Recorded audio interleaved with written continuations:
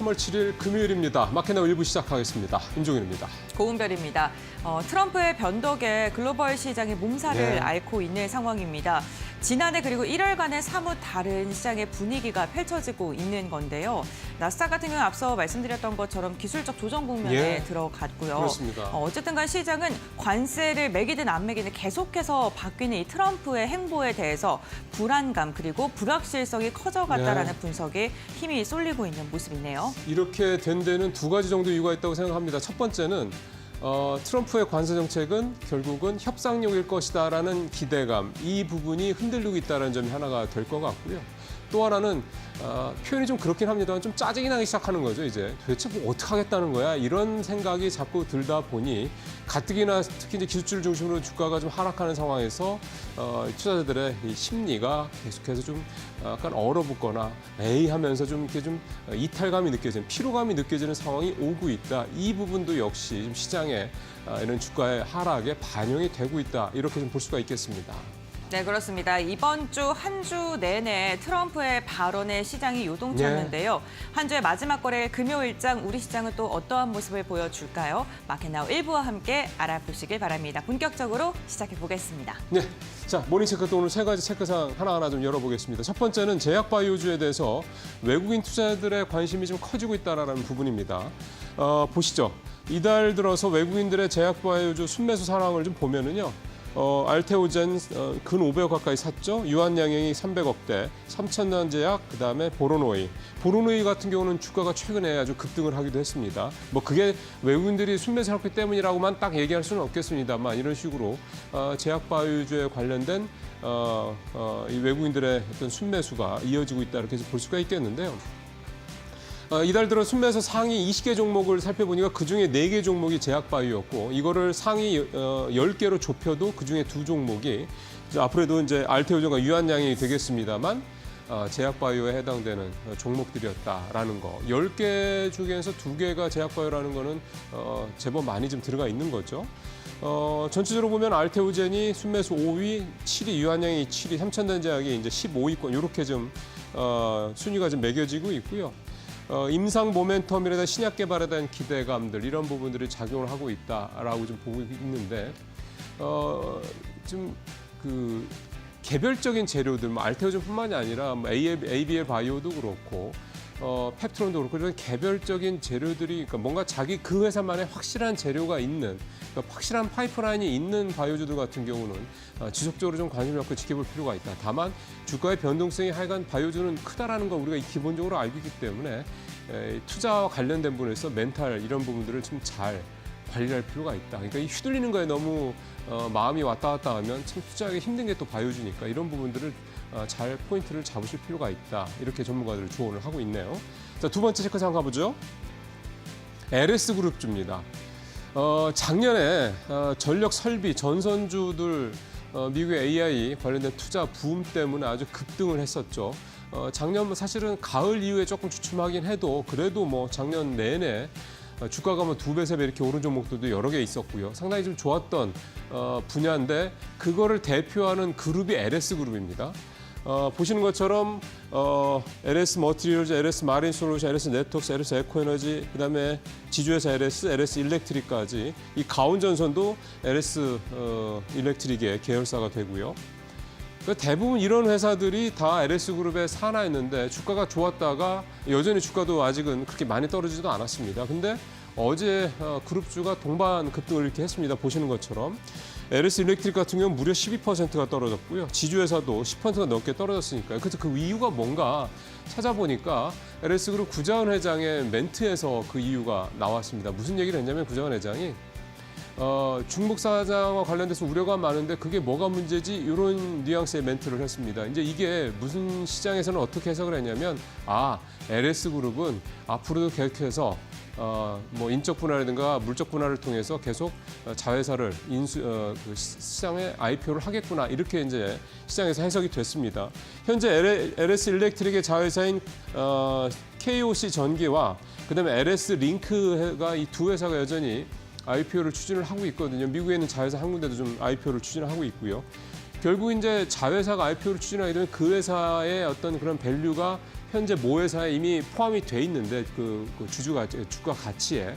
근데 이게 빠져나가면 당연히 그 부분만큼 빠지는 거죠. 그럼 주가가 하락할 수밖에 없는 그런 상황이 만들어지게 되는 겁니다. 그 회사의 본질 가치와 관계없이죠. 그러니까 이거를 이제 시장에서는 굉장히 싫어하고 작년에 있었던 여러 가지 사태들 뭐 이를테면 뭐 고려아연도 사실은 그런 문제였었고 그다음에 뭐 이런 여러 가지 회사들이 그런 문제들 때문에 두산도 사실 작년에 이 문제 때문에 굉장히 골치 아픈 상황이 됐었었죠. 그래서 시장에서는 지금 밸류업이 화두인 세상에서 이른바 밸류 다운을 LS그룹이 하고 있다 이렇게 얘기를 좀 하고 있습니다. 주주도 상당히 좀 반발을 하고 있는 상황이고요. 그러니까 결국은 이게 이제 우리 시장의 흐름이 되고 있다라는 겁니다. 이거에 역행하는 회사들은 결국 주주들이 주가로 그만큼 이제 응징을 하는 이런 상황들이 올해도 역시 또 벌어질 수가 있고 LS가 어떻게 보면 올 들어서는 처음 그 대상이 되고 있다. LS그룹이 과연 이 말씀드렸던 KOC 전기라든가 LS링크의 상장 문제를 어떻게 결정을 할지 한번 지켜봐야 될 것 같습니다. 마지막 체크사항 가보겠습니다. KLX 은행 지수입니다. 1월 달부터 좀 쭉 올라갔죠. 그래서 2월 달 중반까지 해서 800선대 중반까지 급등을 했다가 거의 900선 근처까지 갔다가 다시 좀 한 5%포인트 정도 이렇게 떨어졌습니다. 요 며칠 조금 오르긴 했는데 어제도 좀 떨어지고요. 결국 이제 이렇게 은행주들이 썩 요즘에 좋지 않은 부분에 대한 그 이유를 좀 살펴보면은 역시 내용이 사실 특별히 바뀐 건 없습니다. 환율 급등한 문제, 주주원 원정책의 불안감 문제, 그다음에 기준금리 인하라든가 밸류업의 어떤 약발, 밸류업의 효과가 좀 줄어들었다는 부분들. 여기에다가 이제 다시 좀 최근에 은행주들의 좀 부담을 키우고 있는 거는 이제 조기 대선 리스크 이런 부분들이 좀 작용을 하고 있는 건데 사실은 이제 대선이 진행이 되게 되다 보면은 아무래도 이제 대선 주자들이 다양한 공약들을 좀 내놓게 되죠. 그럼 대부분 그런 공약들 중에는 이 포퓰리즘적인 공약들이 많게 됩니다. 지금 은행들이 뭐 매년 뭐 사상 최대치의 그런 순이익을 낸다. 이걸 매년 경신하고 있다 이런 얘기를 많다 보니까 좀 반감들이 있죠. 그럼 결국은 이런 대선과 관련돼서도 어떤 공약 사항들이 이런 부분들을 좀 줄이는, 그러니까 이런 은행주들의 어떤 수익을 줄이는 쪽으로 정책이 만들어질 가능성이 높다라는 점도 결국은 이 금융주들, 은행주들한테는 좀 리스크가 될 수 있다. 이런 부분들이 최근에 주가에 이렇게 반영이 되고 있다 말씀을 드릴 수가 있겠네요. 네, 모닝체크 여기서 마치겠습니다.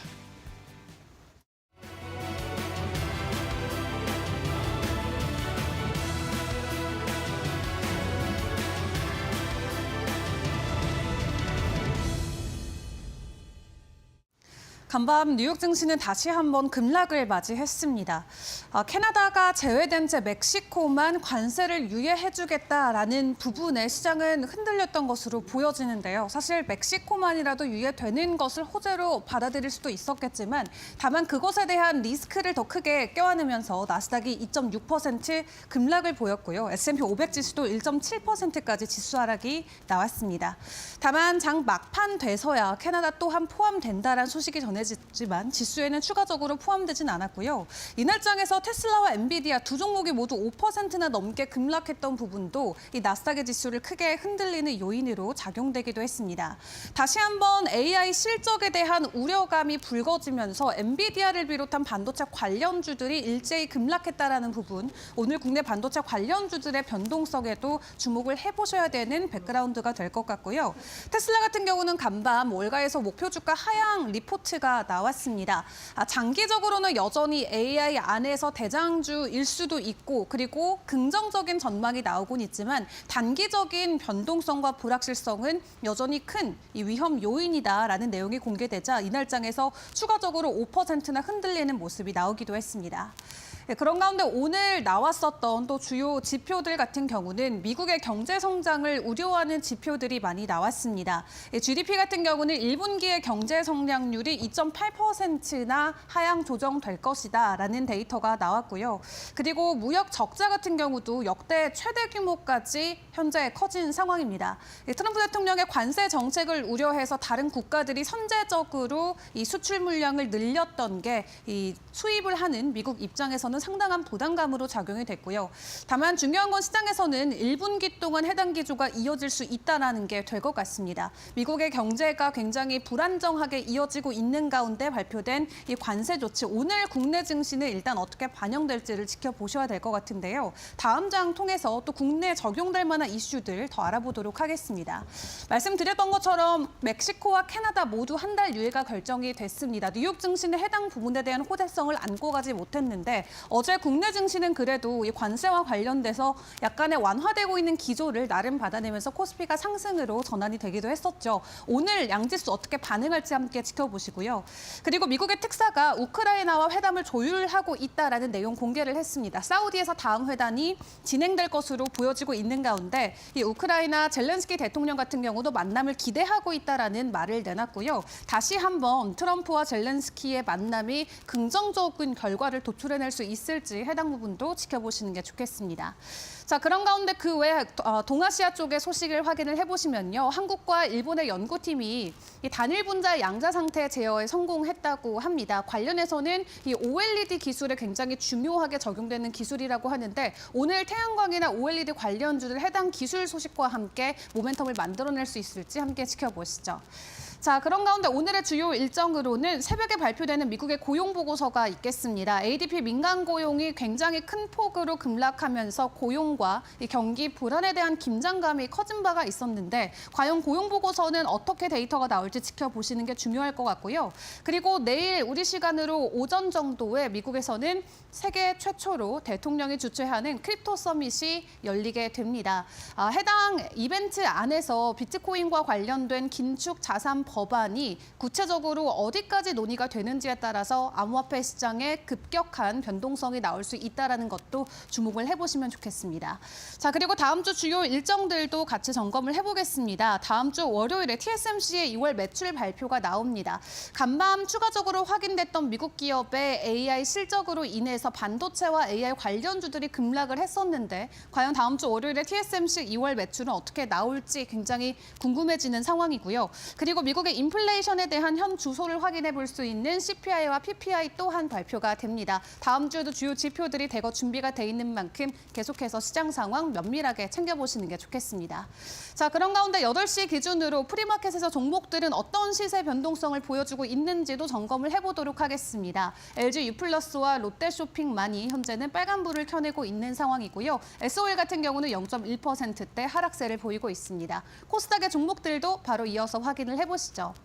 YG엔터테인먼트 현재는 0.4%대 지수 하락을 보입니다. 62,300원 선까지 내려가 있는 상황이고요. 다만 동국제약 콜로 0.8%대 빨간불을 켜내주고 있는 상황입니다. 일단 3대 지수가 일제히 간밤 하락 마무리했던 부분은 오늘 국내 증시에 부담으로 작용될 수는 있겠습니다. 다만 말씀드렸던 것처럼 캐나다와 멕시코의 관세 유예가 또 긍정의 기조로도 변화가 될 수 있는 만큼 오늘의 개장 분위기 어떻게 흘러가게 되는 것일지 일단 저희와 함께 끝까지 챙겨보시길 바라겠습니다.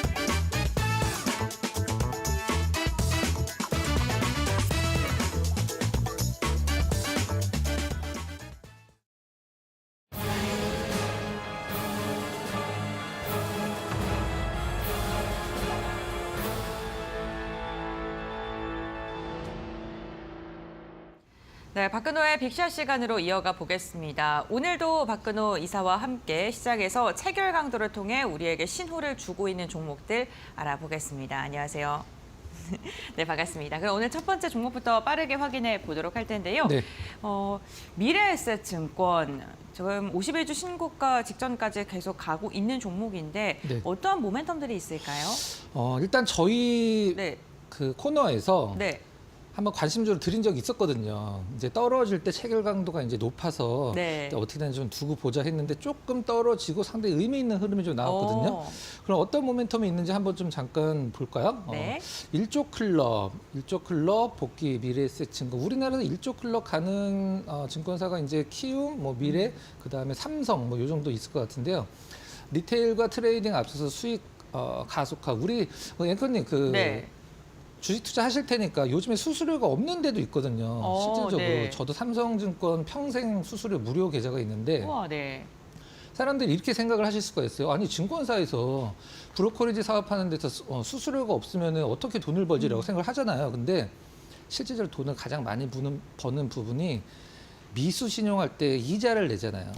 그게 굉장히 크거든요. 실질적으로 굉장히 고금리입니다. 네. 뭐 8% 어떤 때는 뭐 9%까지 가기 때문에 그 부분들이 이제 실질적으로 증권회사들의 상당한 어떤 그 영업이 도움이 되는 부분들이거든요. 고객을 많이 우선 갖고 있는 게 좋겠네요. 네, 그렇죠. 네. 그리고 요즘에 또 약간 MZ 친구들은 친구라고 해야 될까요? 그분들은 굉장히 좀 그런 매매를 좋아하거든요. 네. 이제 이게 자금이 작으니까 레버리지를 많이 쓰거든요. 그래서 그런 부분들 상당히 증권사에 도움이 많이 되고 있습니다. 어제 상당히 많이 올랐어요. 그다음에 네. 금리 하락, 이제 거래대금 회복 기대. 거래대금 회복은 좀 약간 시장이 좋아지면 당연한 부분인데 지금 시장이 좀 약간 어려울 것도 같아서 차트 한번 볼까요? 네, 좋습니다. 저희가 이제 이날 아마 네. 미래에셋 증권을 제가 이제 체결 강도 이틀 연속 빠졌는데 이제 뒤에도 받쳐줬고 당일날도 좋았기 때문에 이날 한번 어떻게 되나 보자라고 이제 말씀드렸었는데 좀 약간 좀 빠졌어요. 2번 정도 빠지고 어제 이제 굉장히 좋은 퍼포먼스가 나왔었는데 그럼 그때 어떤 체결 강도가 있었기 때문에 이걸 관심주를 드렸는지 한번 같이 확인을 해보도록 하겠습니다. 그때 이제 체결 강도 봤을 때 네. 이 두 날이거든요. 근데 네. 그 190일 떨어졌는데 190일 그다음에 5일, 20일, 60일 체결 강도 받쳐줬기 때문에 조정을 이용해서 한번 관심을 가져보자라고 이제 말씀을 드렸었는데 한 이틀 정도 더 떨어졌어요. 바로 올랐으면 좋았을 텐데 이틀 정도 좀 약간 애간장을 녹이더니 어제 이제 7% 정도 오른 흐름. 역시 이 4개 체결 강도가 모두 받쳐져 있기 때문에 일단은 그 하락 전환이 아니라 조정이라는 것을 체결 강도가 정확히 좀 조금 일찍 짚어냈다. 이렇게 좀 보시면 될 것 같습니다. 네, 이사님이 체결 강도에 대해서 맨 처음에 이야기해 주실 때 선행 지표다라는 말씀을 해주셨습니다. 역시나 미래에셋증권을 보면은 훨씬 더 빠르게 좀 체결 강도를 통해서 앞으로 상승의 가능성을 좀 열어두고 볼 수 있다라는 시그널이 계속 나왔다는 점 체크해 보시면 좋을 것 같고요. 그렇다면 두 번째 종목 함께 확인해 볼까요? 네. 이니텍. 네, 네. 이니텍 같은 경우에는 KT 관련된 회사이죠. 일단 그렇죠. 전자 네. 결제 이제 그 대주주가 그쪽이죠. 네. BC 카드 쪽. 근데 KJ 이니시스, 이니텍, KJ 이니시스가 여기서 나간 그 전신이거든요. 실질적으로는 네. 이니텍이 이제 케이스 이니시스의 전신이라고 보시면 되는데 이제 전자 결제 관련돼서 또 그 주주들이 이제 KT 신한 그 BC카드 이쪽으로 이제 진행이 되는 그런 기업인데 최근에 뉴스가 좀 하나 좀 나왔어요. 841억 규모 최대 주주 변경. 이거는 이제 사실 주식 투자에서 네. 사실 최대 주주가 변경된다라고 해서 그 회사가 뭐 달라질까라고 생각을 하실 수도 있긴 합니다만은 최대 이제 주인이 바뀐다는 것은 어떤 그 동안에 좀 안 움직였던 종목군들 좀 약간 움직이게 하는 원동력이 많이 되잖아요. 그렇죠. 사업의 그 구조라든가 목표 지향점이 달라질 수도 있는 네, 거고요. 맞습니다. 네. 뭐 파는 쪽도 나름대로 이유가 있고 사는 네. 쪽도 나름대로 이유가 있을 테니까 일단 이 주식 그 최대 주주 변경과 관련돼서 시장에서 좀 약간 관심을 받고 있는 상황입니다. 네, 그럼 차트 한번 볼까요? 네. 신호가 참 좋은 때에 나온 것 같아요. 그러니까요. 그렇죠. 네. 물론 중간에 약간 흔들림이 좀 있긴 네. 했었습니다만은 최근 시장에서 이 정도 뭐 나쁘지 않거든요. 딱 이날 여러분들 시청자 여러분들 은별에서 어떠세요? 이날 신호가 딱 나왔다는 거 상당히 의미가 있어 보입니다. 그쵸, 제가 봤을 네. 때는 거의 한 달을 옆으로 횡보를 하면서 일단 뭐 굉장히 좀 지루한 흐름을 보여줬었는데 제가 이제 그 동안에 어떤 투자자분들 많이 만나다 보다 보니까 여성분들이랑 남성분들이랑 좀 약간 차이가 있어요. 어떤 차이가 있을까요? 남성분들은 떨어져서 바닥에서 기는 종목군들을 좋아합니다.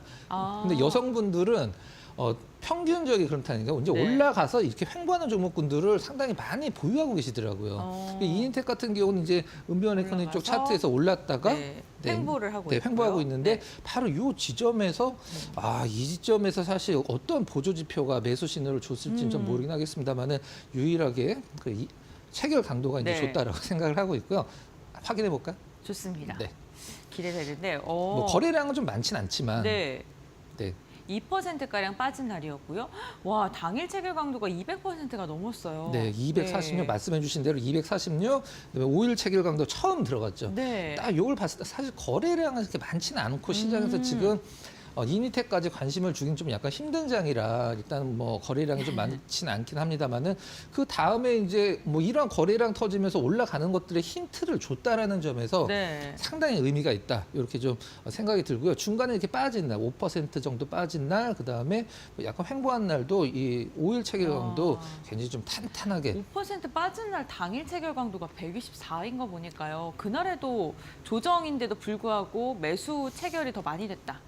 예, 정확합니다. 근데 여기랑 여기랑 다른 점은 거래량이 65만 중에 터졌는데도 지금 티가 나게 네. 체결강도 높다라는 것은 역시 이거는 체결강도만 짚어낼 수 있는 부분이다 해서 뭐 아직도 시세가 좀 살아 있습니다. 60일 체결강도도 이제 100 이상 넘어가려고 하고 있고 나름대로 정말 좋은 좀 약간 교과서적인 어떤 그 신호를 이니텍이 줬다라고 생각이 드네요. 알겠습니다. 그러면 세 번째 종목도 살펴볼 텐데요. 세 번째 종목 공개해 주시죠. 네. CJ제일제당이요. 네. CJ제일제당뿐만 아니라 식품주들이 또 어제 강한 상승이 나왔습니다. 저는 식품주들이 상승할 때 좀 슬픈 게 올랐던 이유가 농심이 가격 올라서 그런 거잖아요. 네. 네, 어쨌든 마진에 대한 기대감이 좀 나오면서 좀 네. 괜찮은 것 같은데 CJ제일제당만의 모멘텀 또 뭐가 있는지 한번 보겠습니다. 네, 식품주 참 재미없던 주식이었었는데 과거에는 누가 식품주를 사서 올라가길 바라겠어요. 그러니까요. 물론 뭐 네. 경기방어주라고 해서 이제 시장이 안 좋을 때 가끔 좀 약간 회자가 되긴 합니다만은 CJ제일제당 어떤 모멘텀이 있는지 같이 확인해 보도록 하겠습니다. 이제 바이오는 이제 네. 세 개가 있어요. 어떤 게 있어요? 레드 바이오는 네. 사람과 관련된 바이오를 레드 바이오라고 하고요. 네. 그린 바이오는 동물과 동물이요? 관련된 그 그린 바이오라고 하고 화이트 바이오는 우리가 보통 약간 화학 쪽과 관련된 그런 걸 바이오 화이트 바이오라고 하는데 네. CJ제일제당이 이 그린 바이오를 팔려고 하다가 네. 중간에 잠깐만 하는 적이 있었어요. 그게 왜 그러냐면 바로 이것 때문이거든요. 라이신이 뭐예요? 라이신이 이제 보통 소는 아니고 소에도 들어갈 수도 있는 이제 가금류나 돼지 사료에 들어가는 영양제 같은 아미노산이에요. 네. 그래서 이제 그 중국 사람들이 돼지를 요즘 좀 약간 안 먹기 시작을 해서 라이신 가격이 굉장히 떨어졌었어요. 그래서 이거를 우리나라에서 대표적으로 만드는 기업이 제일제당은 이제 전 세계적으로도 뭐 한 손 안에 드는 기업이고 우리나라에선 제일제당 대상이 만들거든요. 근데 이 라이신 때문에 실질적으로 제일제당 대상이 실적이 굉장히 안 좋아졌었어요. 네. 근데 지금 최근에 라이신 가격이 이렇게 올라가고 있거든요. 중국에서 돼지고기 다시 많이 먹었어요. 그건 아니고요. 네. 그랬으면 좋겠는데 그건 아니고 유럽에서 네. 중국산 라이신을 관세를 어마어마하게 지금 때리고 있기 때문에 네. 라이신 가격이 엄청나게 올라가고 있고 대상 같은 경우는 주요 매출처가 유럽이거든요. 그래서 대상이 지금 그것과 관련돼서도 사실 시장에서 굉장히 좋은 흐름 보여주고 있거든요. 이제 제일제당이 이 그린바이오 사업 부분을 매각을 한다라고 했다가 라이신 가격이 올라서 잠깐만 더 돈이 될 것 같은데라고 생각했나 봐요. 그렇죠. 네. 팔지 말까 하다가 최근에 네. 또 약간 이 가격을 협상을 진행 중이다라는 뉴스가 나와서 나름대로 어떤 흐름이 좀 나오고 있는 상황입니다. 알겠습니다. 그럼 차트 한번 보여주시죠. 네. 와, 어제 정말 강하게 어제 정말 상승했는데. 강하게 올라왔습니다. 네. 자, 일단 한번 좀 죽었다가 이제 네. 다시 올라가고 있는데 사실 이 자리에서 사실 엄밀하게 얘기해서 오를 줄 알았으면 이날 샀겠죠. 그렇죠. 오를 줄 근데 이게 손 나가기가 좀 약간 좋은 자리는 아니거든요. 왜냐하면 뚜렷한 모멘텀이 그렇죠. 없으면 네. 이게 돌파를 할 수 있을까라는 네, 맞습니다. 의문이 들 것 네, 같아요. 여기서도 안 샀는데 네. 여기서 사긴 좀 힘들죠. 네, 실질적으로 그렇죠. 이런 구간에서 이제 횡보 구간에서 이제 위로 좀 약간 올라갈 것 같으니까 사고 싶은 날이긴 합니다. 근데 네. 이날은 실질적으로는 좀 약간 손이 안 나가는 날이에요. 근데 그날 체결 강도가 굉장히 의미 있는 신호를 줬습니다. 네. 확인해볼까요? 급등하기 네. 전날 신호가 나왔다는 거죠? 요 날. 네, 알겠습니다. 네, 그럼 한번 이날. 지금 볼까요? 이날 일단 뭐 거래량 이렇게 많은 기업은 아니긴 한데 네. 일단 체결 강도가 이제 당일 체결 강도가 좀 먼저 들어가고 좀 약간 힌트를 줬어요. 네. 그다음에 140일 100 주면서 5일이 들어갔군요. 네, 그다음에 어제 이제 이 267, 136, 100 이제 한 달 체결 강 네. 세 개가 들어가면서 일단은 바닥권에서 강하게 올라오면서 실질적으로는 일단 체결 강도가 완성이 되고 있는 상황. 이제 4개 체결 강도가 모두 100이면 이렇게 많이 올라간 건 사실 의미가 없겠죠. 네. 리스크가 있으니까. 근데 바닥권에서 이렇게 좀 잡아간다라는 것은 나름대로 좀 좋은 신호다, 의미다 이렇게 보시면 될 것 같습니다. 또 이사님께서 시가총액이 그래도 조금 묵직한 기업을 중심으로 해서 체결 강도의 확률이 더 좋다라고 말씀을 네. 해주셨기 때문에 CJ제일제당 30일 체결 강도까지도 100을 넘어서서 지금도 시세를 뿜어냈긴 했지만 앞으로도 조금 더 지켜봐야 될 것 같습니다. 네. 다음 종목 함께 확인해 볼까요? 네. 익숙한 기업인데요. 네, 저희 방송에서 한번 일단 네. 관심 주로 빅샷 종목으로 저희가 네, 말씀드렸었죠. 빅샷은 안 나왔는데 약간 스몰샷 정도는 나왔습니다. 스몰샷이요. 네, 그렇다면 스몰샷 저희가 말씀을 드리고 나서 어떤 변화가 있는지 네. 봐야 될 것 같은데요. 이거는 사실 네. 뭐 공부 차원에서 네. 이제 좀 봐야 되는데 HDC를 이제 방송에서 이제 얘기를 하면서 사실 시청자분들도 지금 뭐 건설주 뭐 다른 애들도 좋은 거 많은데 뭐 물론 뭐 기업 내용이 좋아진다라기보다는 이제 시세가 나오고 있는 종목이 많은데 HDC가 뭐 좀 약간 왜 그럴까라고 하는데 이건 HDC의 영업이익과 이제 그 매출의 그 추이 차트예요. 이제 작년에 1분기, 2분기, 3분기, 4분기거든요. 네. 그 부분에서 이제 약간 턴어라운드를 했다라는 점이 사실 그 은별 앵커님 우리가 그 종목들을 볼 때 실적을 볼 때 계속 점진적으로 좋아지는 기업은 사실 너무 좋지만 주가가 굉장히 높을 가능성이 많잖아요. 근데 그렇죠. 좋은 실적을 꾸준하게 유지하면 사실 그 기업은 주가가 좋지가 않아요. 실질적으로는. 좋은 실적이지만 계속 유지만 해주면은 성장률의 변화가 그렇죠. 없으면 성장이라는 그렇다는 어떤 거예요? 잣대를 네. 들이댔을 때 시장에서 좋은 평가를 받기는 힘든데 어. 이제 실질적으로 적자에서 흑자로 턴어라운드 하는 기업들이 네. 주식 투자 관점에서 이게 이제 계속 일회성이 아니라 연결만 된다라고 하면 사실 가장 좋은 게 이제 흑자 턴하는 기업들이거든요. 근데 뭐 그 HDC 같은 경우도 나름대로 좋은 흐름을 좀 괜찮은 실적이 나오고 있다. 네, 보여줄 가능성도 있고 보여주고 있습니다. 알겠습니다. 그렇다면 저희 차트를 보면서 조금 더 자세히 보겠습니다. 네. 이게 사실 가장 좋은 차트예요. 어떻게 네. 보면은 이제 뭐 중간 중간에 좀 약간 이런 흐름들을 좀 약간 조정 흐름들을 러프하게 주는 종목군들이 사실 실질적으로 주가 흐름이 계속적으로 이제 우상향하는 걸 보여주고 있는데 시장 영향도 거의 안 받잖아요. 그러네요. 우리가 얼마 전에 뭐 폭락한 날도 있었잖아요. 네. 근데 그런 날도 밑골이 달아주면서 계속 계속적으로 올라가네요. 네. 이런 부분들 혹시 뭐 스몰샷 정도 나오겠는지 스몰샷, 미들샷, 빅샷 이렇게 가겠죠? 네. 알겠습니다. 그러면 체결 강도 한번 확인해 볼게요. 알겠습니다. 네.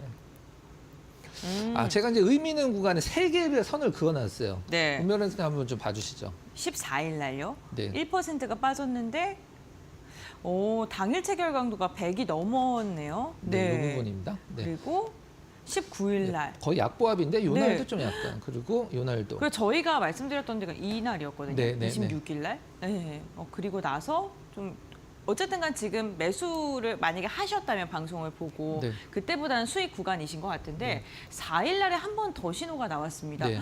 와, 그러면 지금 석 달, 네, 그렇죠. 한 달 5일, 그리고 당일까지도 네. 다 100을 넘은 상황이고요. 네. 수익이 낮다보다는 좀 약간 수수료 정도 빠졌다. 이 정도 느낌이 강한데 네. 5일 체결 강도 일단 중간에 잠깐 좀 빠지긴 했었습니다만 계속 100 유지. 그다음에 네. 20일, 60일 체결 강도는 뭐 너무 꽉 차 있고 너무 좋죠. 그래서 제가 항상 강조를 드리지만 내가 산 종목이 이렇게 빠졌을 때 중장기 체결 강도가 좋으면은 홀딩하는 것도 좋지만 조정을 받았을 때 이제 올라갔을 때는 좀 약간 부담스럽지만 조정을 받았을 때 조정 마무리 국면이라는 걸 인식을 해서 조금 더 저가에 따라잡는 것보다는 조금 더 저가에 매수를 하겠다라는 응용하는 게 굉장히 유용한 게 바로 체결 강도거든요. 그래서 그 부분들을 정확히 좀 보여줬기 때문에 HDC를 좀 말씀 좀 드렸고 건설주들이 사실 힘든 시기입니다. 힘든 시기인데 나름대로 이제 가격적인 메리트도 있고 뭐 금리 인하 시기에서 우리나라 건설주 중에 자본금보다 부채가 적은 기업이 거의 없거든요. 네. 현대건설 그다음에 뭐 GS, 대림은 부채와 자본금이 거의 비슷하고 보통 나머지들은 건설사들이 레버리지로 이제 그렇죠. 하니까. 네, 그래서 이제 사업을. 금리 얘기 나오면 네. 이제 건설사가 뭐 좋다 나쁘다는 얘기가 많이 나오는 게 바로 그런 부분들입니다. LCDC가 또 의미 있는 게 기관이 14거래일 연속 지금 네, 매수하고 맞습니다. 있고요. 외국인도 3거래일째 매수를 하고 있습니다. 어쨌든 체결강도에 힘을 실어주고 있는데 앞으로 이렇게 또 메이저 수급이 지속적으로 들어오고 외국인이 시장에서 이탈하는데 HDC는 또 담아냈다는 것도 의미 있거든요. 네. 그러면은 앞으로의 방향성도 좀 눈여겨보시면 좋을 것 같고요. 정말 많은 분들께서 기다리고 계실 것 같아서 저희 빠르게 빅샷 종목 네, 공개해 알겠습니다. 오늘 보시죠. 시장이 좀 약간 네. 안 좋을 것 같긴 한데 한번 좀 보도록 하겠습니다. 알겠습니다. 첫 번째 종목은 어떤 종목일까요? 네. LG이노텍. LG이노텍 같은 경우에는 사실 카메라와 관련된 네. 사업을 뭐 영위하고 있는 기업이라는 거 너무 잘 알고 계실 것 같아요. 그렇다면 어떤 모멘텀이 있는지 한번 보겠습니다. 애플 신제품 나올 때 그리고 네. 애플이 좀 많이 팔린다. 그러면은 이제 뭐 시장에서 반드시 이제 회자가 되는 그런 종목이죠. 네. 한번 보도록 하겠습니다. 일단 뭐 4분기 깜짝 실적이라는 게 좀 저는 좀 약간 의미가 사실 기업 입장에서 좋은 건 아니거든요. 그렇죠. 근데 못할 줄 알았는데 잘했다 네, 이거잖아요. 그리고 이제 다음에도 좋아야 되는데 네. 일단은 뭐 나쁜 건 아니니까 한번 네. 잠깐 좀 제가 읽어보도록 하겠습니다. 네. 대신증권에서 이제 보고서가 좀 나왔는데요. 영업이익이 4분기입니다. 작년 4분기 1,318억 원을 기록을 했다. 근데 원래는 얼마 나올 걸로 예상을 했냐? 945억을 예상을 했는데 40% 가까이 웃돌게 좀 나왔다. 이제 맨 밑에 이제 지금 LG 이노텍에 대한 설명이 좀 약간 현 상황에 대한 설명이 좀 나와 있는데 역사적인 저평가 상황으로 1분기 올해 영업이익 상향에 따라 일단 평가가 일단 저평가라고 평가를 한다.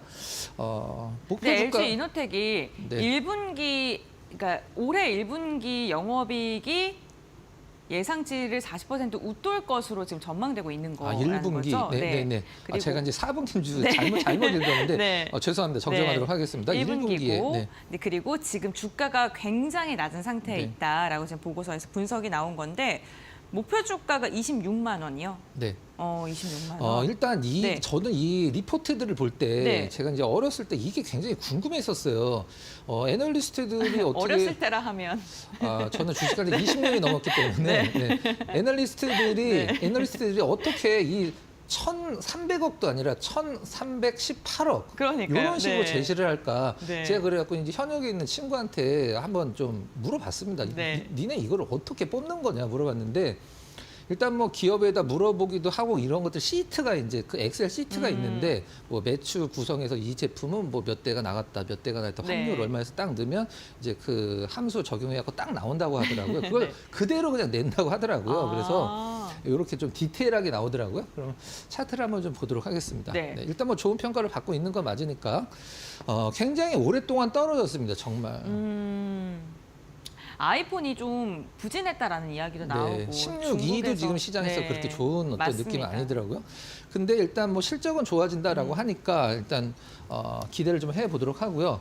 저는 제가 봤을 때는 이렇게 장대 양봉 나온 것을 바로 여러분들한테 이제 제시를 해드리진 않는데 제가 봤을 때 오늘 특별한 일 없으면 좀 약간 조정을 받을 것 같아요. 네. 근데 좀 의미 있는 흐름도 나왔고 거래량도 좋았고 가장 중요한 것은 이제 강하게 올라오고 밑으로 가격 조정을 주지 않고 옆으로 기간 조정만 줬을 때 우리가 이거를 저는 이제 그 처음에 이제 영어나 일본어로 된 차트 책을 어렸을 때 좀 봤었거든요. 네. 우리나라에서 이걸 보통 뭐 N자형 패턴으로 표현을 하기도 하지만 이거를 가장 좋은 이제 패턴이라고 해서 영어에서는 플랫폼 패턴이라고 표현을 하거든요. 올라갔다가 플랫하게 움직이고 위쪽으로 그다음에 N자형 패턴은 원래는 이제 그 페일리어 패턴이라고 얘기를 하고 W자는 페일리어 스윙이라고 보통 얘기를 하죠.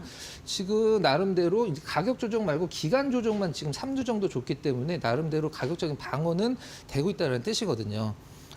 그리고 어제 굉장히 좀 약간 의미 있는 흐름이 나왔습니다. 그러면 LG이노텍에서 어떠한 체결 강도 시그널을 줬길래 우리 이사님께서 이 종목을 선정하셨는지 체결 강도 한번 공개해 주시죠.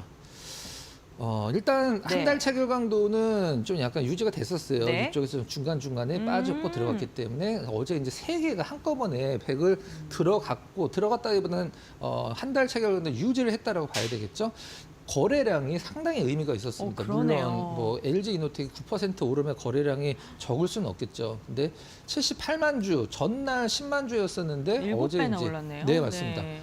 당일 체결강도 나름대로 와. 185, 그다음에 5일 체결강도 120. 이게만 들어가면 되고 이제 바닥권에서 체결강도 손색이 없는데 뭐 나름대로 좀 약간 분할 매수를 하겠다라고 하신 분들은 바로도 괜찮고 그다음에 약간 조정을 저는 줄 가능성이 높긴 하지만 한번 좀 골라봤습니다. 또 60일 체결 강도까지도 다 100이 되는 종목들 저희가 쭉 봤을 때는 네. 이미 오른 기업들도 많더라고요. 그렇죠. 네, 네. 그렇기 때문에 지금 세 가지 신호가 잡혀 있을 때부터 눈여겨보면 좋겠다라고 말씀해 주신 것 같고요. 두 번째 빅샷 종목도 공개해 보겠습니다. 네. 한국토지신탁. 이게 상당히 의미가 있는 종목인데요. 네. 시청자분들 중에 이제 한국토지신탁 그냥 뭐 하는 기업이지라고 하시는 분들 많을 거예요. 이제 보통 건물도 있긴 하지만 땅을 이제 신탁이라는 건 믿고 맡긴다는 뜻이잖아요. 네. 그래서 땅을 만약에 은별은행에서 땅을 한 뭐 10,000평 갖고 계셔. 그럼 그거 내 명의로 좀 바꿔줘. 그래갖고 그걸 개발을 해갖고 거기서 이익을 나면은 그 이익을 드리는. 그게 이제 한국토지신탁이 하는 일인데. 네. 지금 한국토지신탁이 예전에 사실 굉장히 안정된 기업이었었는데 지금 완전 동전주까지 갔다가 다시 1,000원대로 올라왔어요. 부동산 경기가 안 좋아서 그런 거예요? 그건 아니고 네. 한국토지신탁 자체적인 사업은 나쁘지가 않아요. 근데 네. 뭐 때문에 안 좋았냐면 우리 은별은행도 그 HJ중공업 혹시 아시죠? 옛날 한진중공업. 네. HJ중공업이 지금 조선주들 중에 단기 흐름은 가장 좋거든요. HJ중공업을 지배하고 있는 주주예요. 그다음에 동부건설. 근데 이 동부건설 차트 보면 네. 이게 언제 끝날지 모를 정도로 이제 너무 이게 땅을 파고 내려가고 있기 때문에. 근데 HJ중공업은 작년에 실적을 강하진 않지만 좀 약간 턴을 했거든요. 그 부분과 관련된 사모펀드로 들어가 있기 때문에 그것과 관련돼서 이제 연결이익이 굉장히 좀 안 잡히고 있는 상황이라 영업이익도 굉장히 좀 많이 깎아먹고 있는 상황입니다. 네. 근데 본업은 좋아요 지금. 네. 그러면은 저희 한번 모멘텀 보고 차트 네. 보겠습니다. 본업이 정비 사업 리츠예요, 그럼? 네, 그렇죠. 뭐 네. 땅이니까 네. 그 리츠라고도 건물도 하니까 네. 이 매출을 성장을 하겠다라고 보통 얘기를 아. 하는데 가장 중요한 건 지금 시장에서 지금 포커스가 맞춰진 건 이 네. 부분이거든요. 이지스 운용 자산, 지분 매각 촉각. 이지스 운용 자산을 갖고 있는 건 갖고는 있죠. 근데 지금 시장에서 매각가가 한 8천억에서 1조 정도 잡히고 있거든요. 네. 근데 한토신이 한 5% 정도 지분을 갖고 있어요. 근데 일단 이 대주주가 팔면은 이제 그 소액 주주들도 따라서 팔 수 있는 게 지금 법으로 정해져 있기 때문에 그 부분과 관련돼서 이제 동반 매도라고 보통 얘기를 하는데 그 부분들과 관련돼서 팔리면은 8천억에서 1조 정도 팔리면은 한 샀던 가격 대비해서 한 더블 정도 일단은 뭐 수익이 난다라고 해요. 그래서 나름대로 이지스 자산운용 지분 매각이 가장 최근에 주목받는 포커스다. 네. 그러면 한국토지신탁이 사실 시장에서 지금 막 주목받고 있는 기업은 아니잖아요. 네. 네, 그러면 네. 차트는 또 어떻게 흘러가고 있는지 한번 네. 공개해 주시죠. 일단 그 본업은 턴을 했고 네. 문제아 중에 한 명이 HJ중공업도 턴을 했고 동부건설만 어떻게 좀 끊어내든가 턴을 하면 되는데 제가 봤을 때 힘들 것 같고 중요한 건 이제 한국토지에서 본업은 혼자 그 재무제표를 네. 보면은 연결 말고요. 단일 재무제표 보면 상당히 좋아지고 있습니다. 2달 정도 횡보를 했고 그다음에 편원 밑으로 빠진 적도 있었죠. 그다음에 이렇게 좀 의미 있게 좀 올라왔고요. 근데 전 차트를 보니까 네. 조금 더 이 고점이 계속 내려가고 있어서 좀 네. 불안하긴 하거든요. 약간 무서운 차트입니다. 네. 하지만 뭐 바닥권에서는 사실 그렇게 나쁘지 않는 네. 차트거든요. 2달 정도 이제 다져놨기 때문에. 네. 그럼 한번- 우리가 체결 강도에서는 어떠한 신호를 주고 있는지 보겠습니다. 체결 강도에서 이제 거래량도 오. 뭐 싼 주식이지만 32만 주면 그래도 나름대로 매매를 할 수 네. 있고 1% 정도 올랐을 때 300, 157, 115. 어제죠? 네. 네. 300%가 넘네요. 네, 맞습니다. 뭐 이 정도 나와주고 있기 때문에 바닥권에서 차트도 나름대로 오. 뭐 무난하고 그다음에 어떤 재료도 있고 그다음에 거래량 늘어나면서 체결 강도도 좋아졌고 이렇게 삼박자가 맞다 이렇게 요건 이제 관심만 두시기 바랍니다.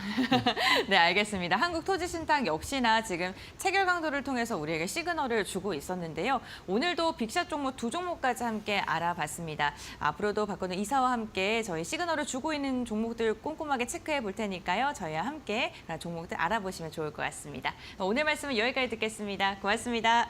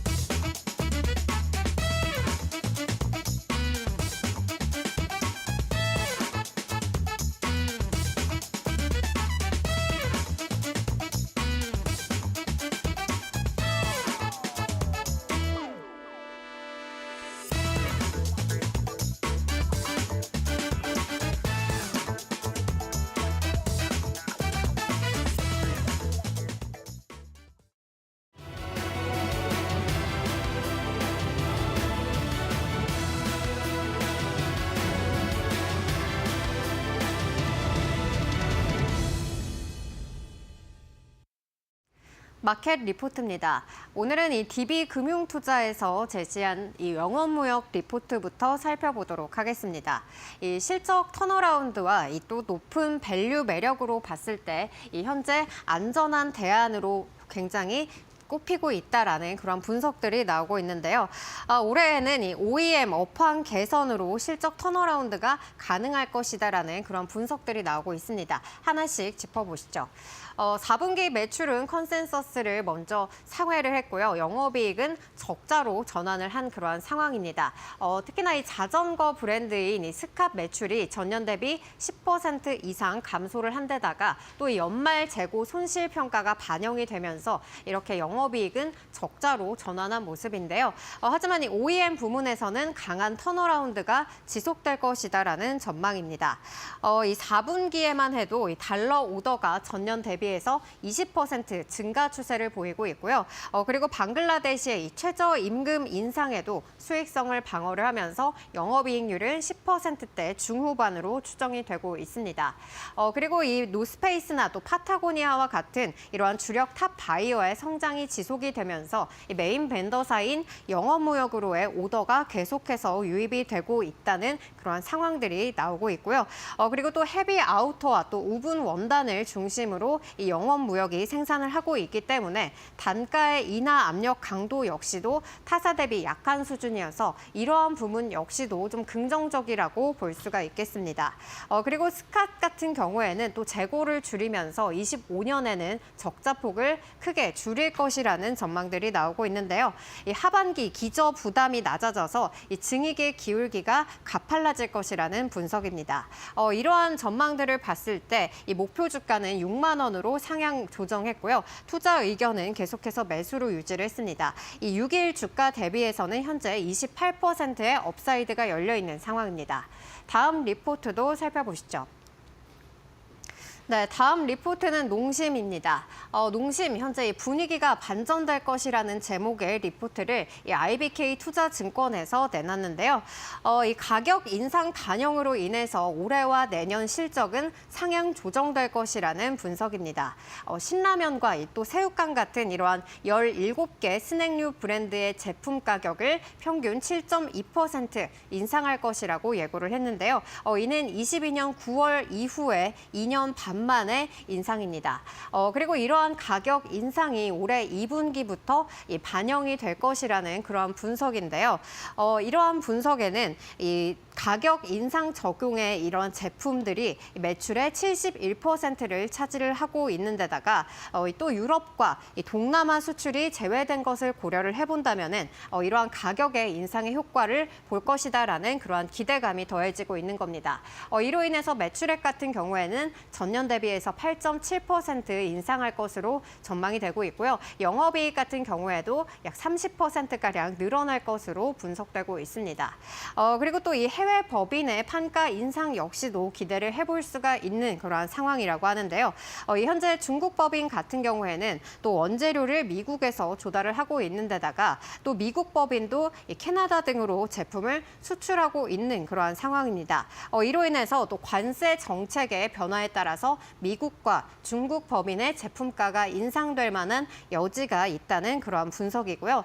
그리고 현재 농심 같은 경우에는 또 이 북미와 중남미를 중심으로 해서 매출 성장이 이어지고 있는 데다가 또 유럽 진출까지 계획이 되고 있기 때문에 향후 이 해외 매출에 긍정적인 전망까지 더해지고 있는 상황입니다. 이로 인해서 목표 주가 50만 원으로 상향 조정했고요. 투자 의견은 매수로 유지했습니다. 이어서 다음 리포트도 살펴보시죠. 네, 다음 리포트는 하나증권에서 발간한 무선통신과 관련한 리포트입니다. KT와 그리고 통신 장비주에 대한 매수를 지속해 봐야 된다라는 의견인데요. 현재 이 주요 통신 장비 업체들 4분기에 굉장히 좋은 실적을 기록을 하고 있습니다. RFHIC 같은 경우에는 4년 연속 흑자를 달성을 하고 있고요.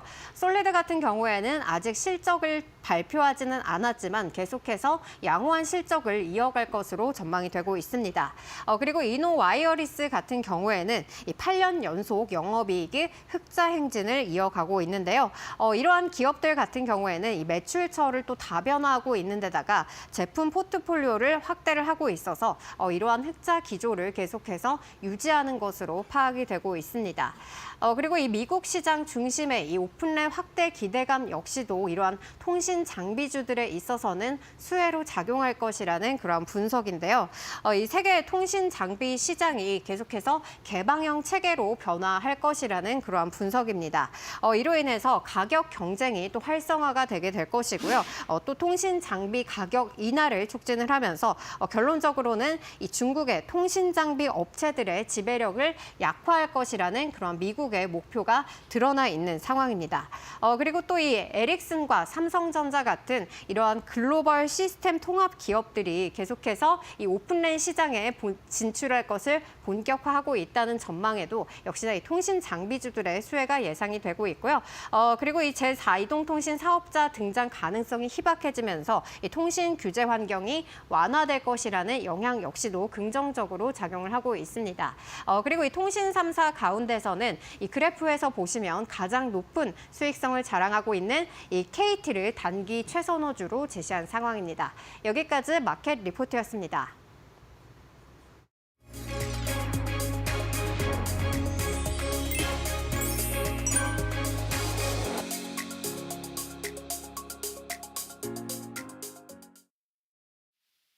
네, 안녕하세요. 반갑습니다. SK증권 서영원 차장입니다. 전일 미국 증시가 또 큰 폭으로 좀 조정을 좀 받는 모습이 나타나줬습니다. 멕시코와 캐나다의 관세 유예 소식이 좀 있었음에도 불구하고 경기 침체에 대한 우려감이 좀 부각됐다라고 볼 수 있겠고요. 전일 실업수당 청구권 추가 발표가 됐습니다만, 지난주 발표보다 감소한 22만 1,000건으로 발표가 됐습니다.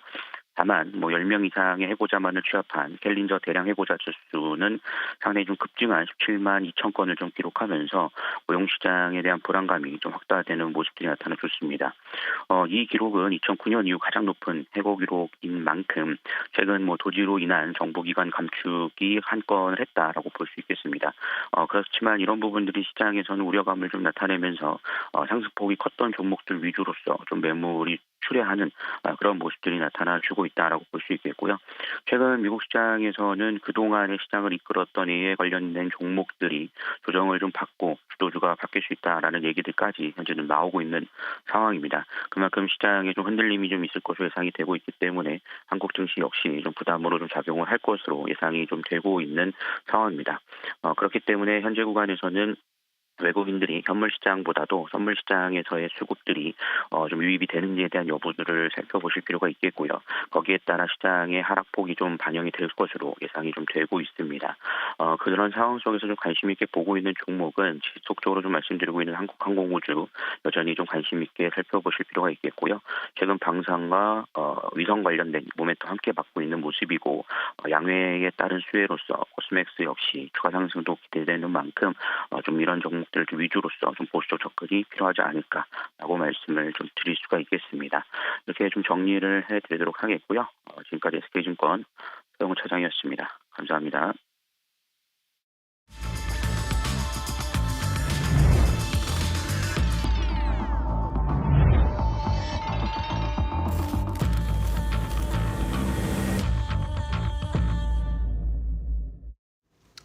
예, 8시 50분, 51분 되고 있습니다. 자, 마켓 스탠바이로 이어지도록 하겠습니다. 자, 이민 전문가 신일섭위원 고앵커와 함께하겠습니다. 어서 오십시오. 예, 오늘도 시장이 또 좋지를 않죠.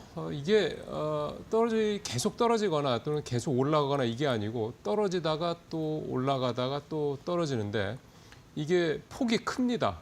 이거는 시장이 그만큼 좀 불안감이 크다 이런 얘기가 되는 거고 굉장히 예민해져 있다 이런 얘기가 좀 되는 건데요.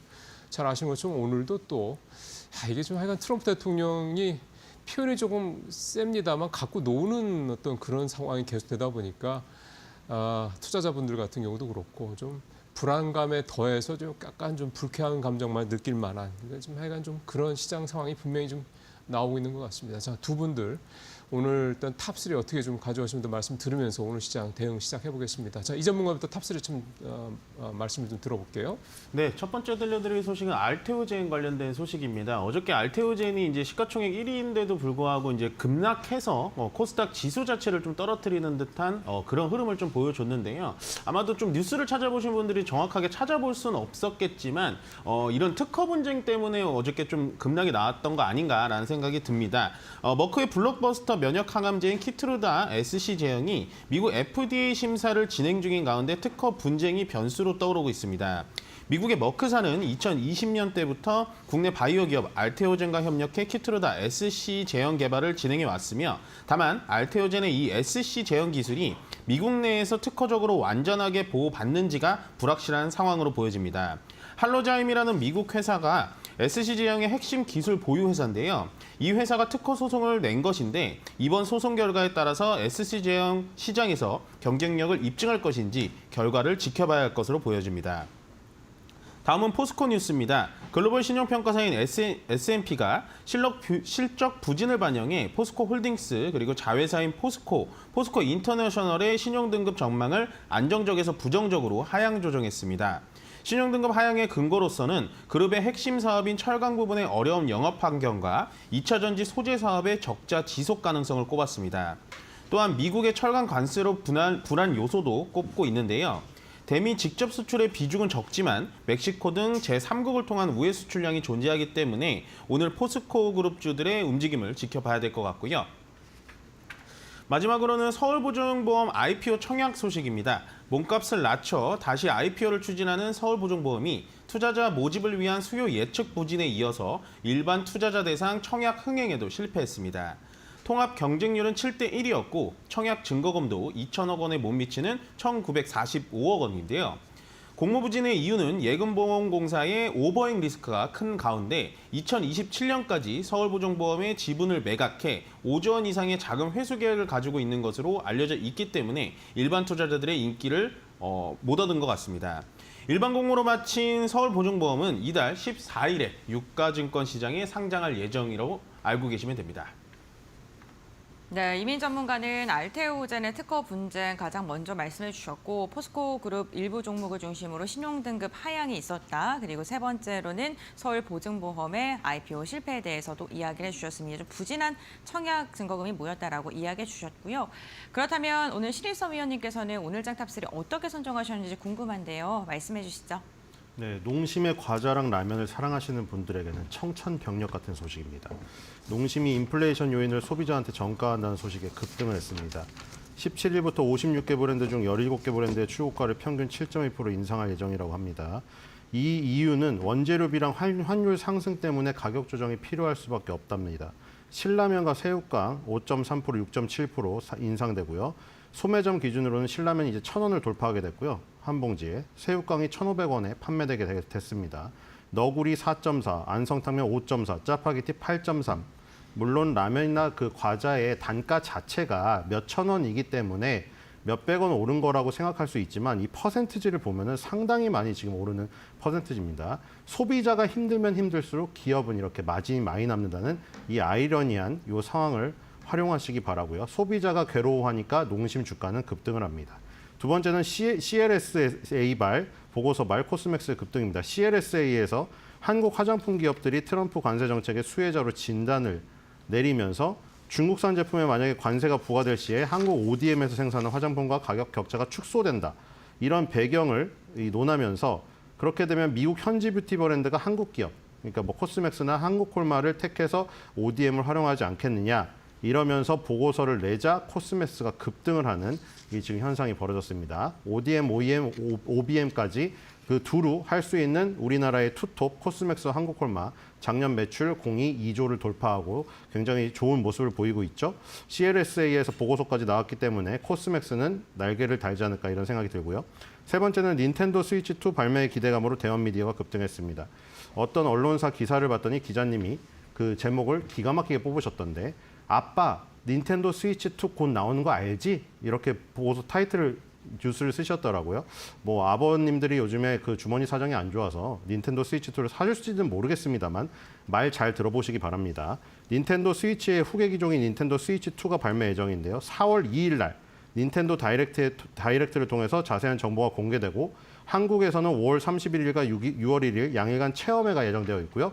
출시는 7월 달에 되지 않을까 하는 얘기가 나오고 있는데 트럼프가 지금 뭐 4월 2일 날 큰 게 온다고 하는데 설마 4월 1일 날 닌텐도 스위치 2 발매를 얘기한 건 아니겠죠? 어쨌든 닌텐도 스위치 요거를 지금 한국에서 대행 판매하고 있는 대원 미디어는 사실 뭐 만화 애니메이션도 하지만 닌텐도 스위치의 판매가 매출로 직결되는 만큼 닌텐도 스위치 2 발매 7월 달을 앞두고 4월, 5월, 6일 날 이런 이벤트들에 지금 그 해당되는 기간에 들썩이지 않을까 이런 생각이 듭니다. 예, 닌텐도 얘기까지 말씀을 좀 들어봤습니다. 자, 57분 35초, 58분 다 돼가고 있습니다. 동시효과, 참 이럴 때는 동시효과라도 별로 좀 빨리 보고 싶다는 생각이 좀 안 들긴 하는데 그래도 해야죠. 동시효과 상황을 살펴보도록 하겠습니다. 곰배령과 전해주십시오. 네, 3월 7일 금요일장 국내 증시 시작을 앞두고 있는 상황입니다. 간밤 미 증시는 트럼프 미국 대통령의 관세 불확실성 확대로 인해서 시장이 큰 충격을 받았습니다. 기술주 중심으로 급락세가 펼쳐졌고요. 엔비디아가 테슬라가 6%가량의 하락폭을 보였는데요. 오늘 우리 시장도 이에 대한 영향을 받으면서 양시장 일제히 하락 출발 준비 중에 있습니다. 유가증권 시장 0.91%가량 빠지면서 2,550선 위협받을 것으로 보이고 코스닥도 0.78%가량 내리면서 730선을 이탈하면서 출발할 것으로 예상되고 있습니다. 시가총액 상위 종목들은 어떻게 출발 준비하고 있을까요? 코스피입니다.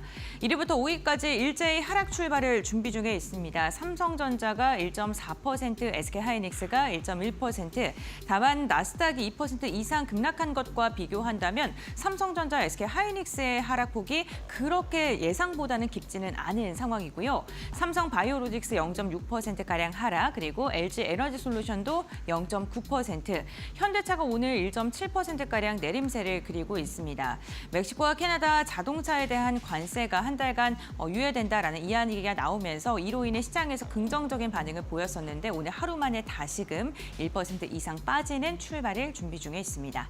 다음 6위부터 10위도 간단하게 확인해 보겠습니다. 6위부터 10위 보시면요. 지금 KB금융만 상승 출발 준비 중이고요. 9위권까지 모두 다 하락 출발 준비 중인데요. 최근 네이버의 시세가 굉장히 좋았었는데 오늘은 1.8%가량 하락 출발 준비 중에 있고요. 기아 역시나 1.4% 빠진 채 출발 준비 중에 있습니다. 코스닥도 함께 확인해 보시죠. 네, 코스닥 1위부터 5위입니다. 역시나 코스닥도 1위부터 5위까지 일제히 파랗게 질린 채 출발을 준비 중에 있는데요. 특히나 레인보우 로보틱스가 3% 이상 빠지면서 낙폭이 가장 클 것으로 보이고요. 알테오젠 어제 급락했는데 오늘은 1%가량의 하락, 에코프로 그룹주들 1.5%가량의 내림세를 그리면서 출발할 것으로 보입니다. 국내 증시 출발합니다.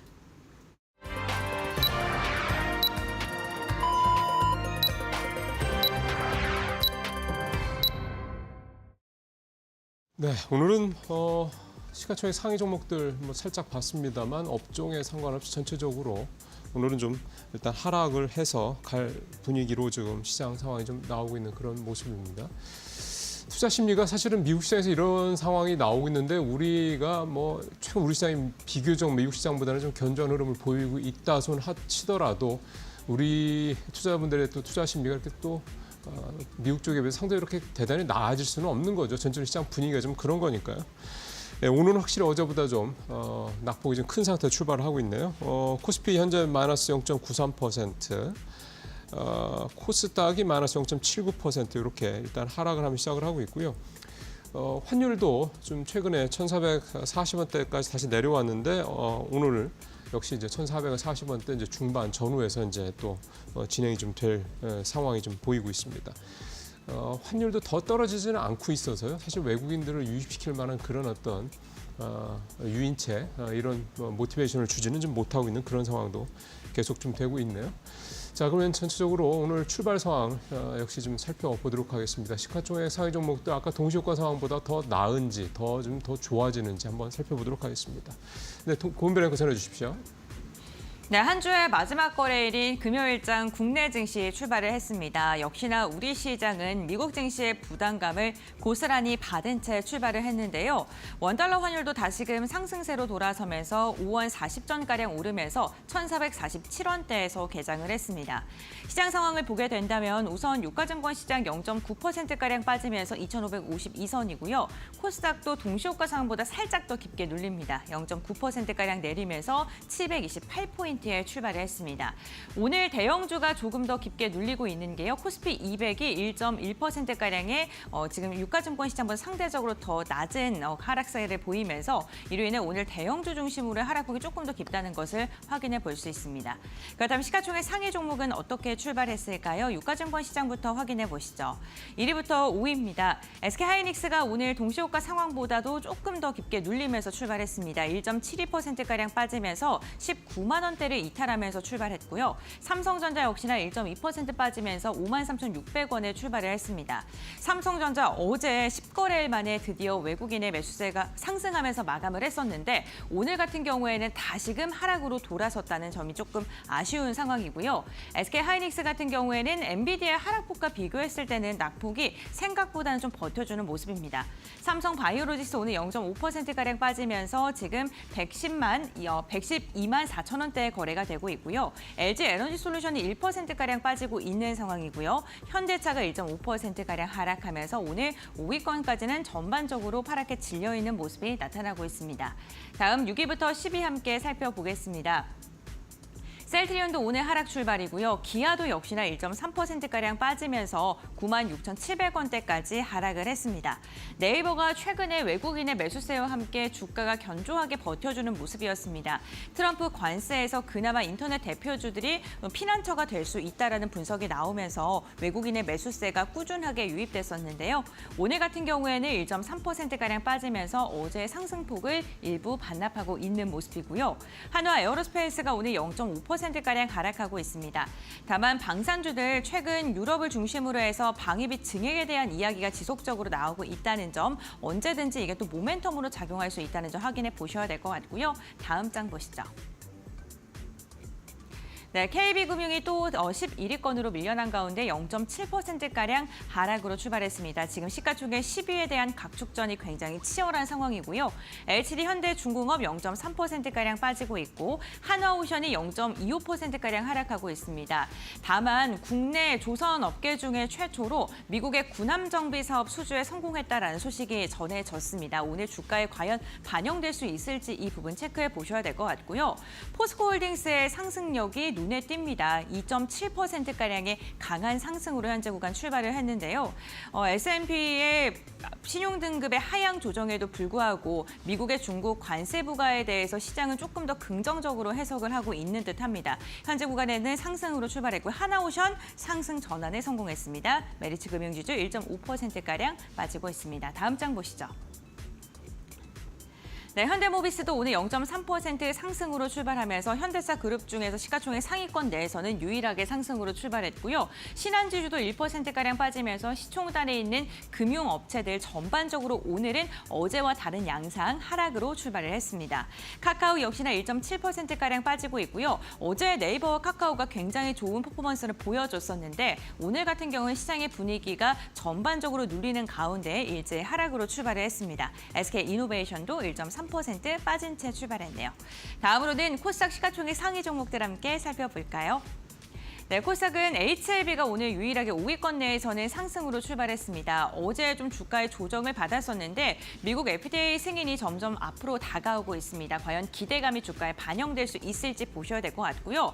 알테오젠이 어제 급락했었죠. 오늘은 그래도 조금 하락은 하긴 합니다만 어제의 낙폭을 다소 만회해주려는 움직임 나타나고 있습니다. 39만 원대에서 거래가 되고 있고요. 에코프로 그룹주들, 에코프로 BM이 동시효과 상황 속에서는 1% 이상 빠질 것으로 보였는데 보합권이고요. 에코프로도 0.6%, 레인보우 로보틱스가 어제 6%가량의 강한 하락이 나왔습니다. 차익 매도 물량이 출회된 건데 오늘 같은 경우에는 1.8% 하락을 이어가고 있는 모습입니다. 알테오젠 상승 시도하고 있습니다. 다음 6위부터 10위 함께 확인해 보시죠. 네, 삼천탕제약과 리가켄바이오 일제히 하락으로 출발했고요. 클래시스, 휴젤, 파마 리서치까지 오늘 미용 관련 업체들도 일제히 하락입니다. 특히나 휴젤의 낙폭이 굉장히 깊고요. 3% 이상 빠지고 있습니다. 다음 장 보시죠. 네, 리노공업이 오늘 상승으로 출발했습니다. 1.6%가량 상승. SM과 JFN도 엇갈린 움직임 나타나고 있는 가운데 SM이 1%가량 상승하고 있고요. 보로노이 같은 경우에는 오늘 0.6% 빠지고 있고 셀트리온 제약도 1.4% 빠집니다. 지금 중국에 대한 이슈가 있을 때 중국에 대한 긍정적인 이야기가 나올 때 엔터주 가운데서는 SM의 반응이 가장 좋고요. 오늘 같은 경우에도 SM은 1% 이상 상승 출발했다는 점 체크해 보셔야 될 것 같습니다. 다음 장 마지막으로 확인해 보시죠. 네, 리노공업은 상승 출발했지만 HPSP 같은 경우는 하락으로 출발했습니다. 오늘 반도체 소부장 관련 기업들 가운데서도 좀 희비가 엇갈리고 있습니다. 대장주는 약하지만 일부 반도체 기업을 중심으로는 시세가 나오고 있는 종목들도 있고요. 펄어비스도 하락 출발이고요. 전반적으로 16위부터 20위권까지는 일제히 하락으로 출발을 했습니다.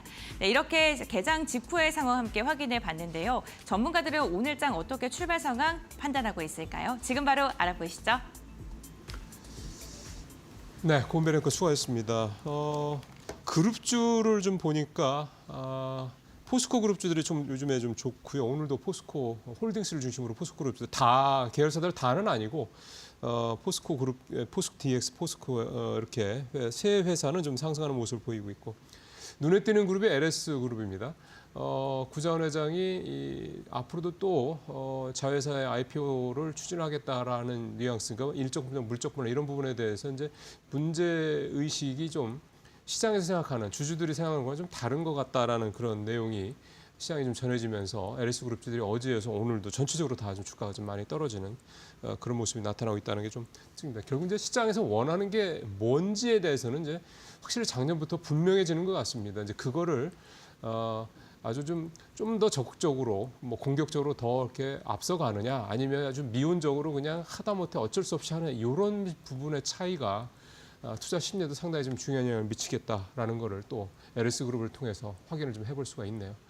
자, 이제 시장 출발 상황 이제 두 분 말씀 들어봐야죠. 이 전문가님부터 좀 보겠습니다. 어떤 게 좀 눈에 띄십니까? 네, 시장은 상당히 좀 준비한 대로 예상대로 가지를 못하는 것 같아요. 뭐 어저께 같은 경우는 시장이 좀 올라가리라고 생각을 하면서 또 시장에 개입을 했는데 결국에는 전강 후약으로 끝났고 오늘은 이제 미국의 낙폭이 워낙에 크다 보니까 우리나라 오전 시장 개장하자마자 당연히 영향을 받을 수밖에 없습니다. 그렇기 때문에 현재 코스피와 코스닥 둘 다 음봉을 그려놓고 있기는 한데 그래도 제가 봤을 때는 좀 잘 버텨주는 것 같고요. 이런 분위기로 간다면은 장 후반에는 좀 밑꼬리를 만들면서 오늘은 좀 전략 후강의 좀 시장의 형태로 좀 돌아가지 않을까라는 생각이 듭니다. 물론 장 후반에 어떠한 수급이 좀 튀어가지고 시장을 좀 바꿔놓을 수는 있는데 현재 이제 선물지수라든지 뭐 차차 이제 일본 증시, 중국 증시 개장을 하면 분위기를 좀 봐야겠지만 전체적으로는 시장이 많이 빠져주진 않는다. 그래도 잘 버텨주고 있다라고 생각을 하시면 될 것 같아요.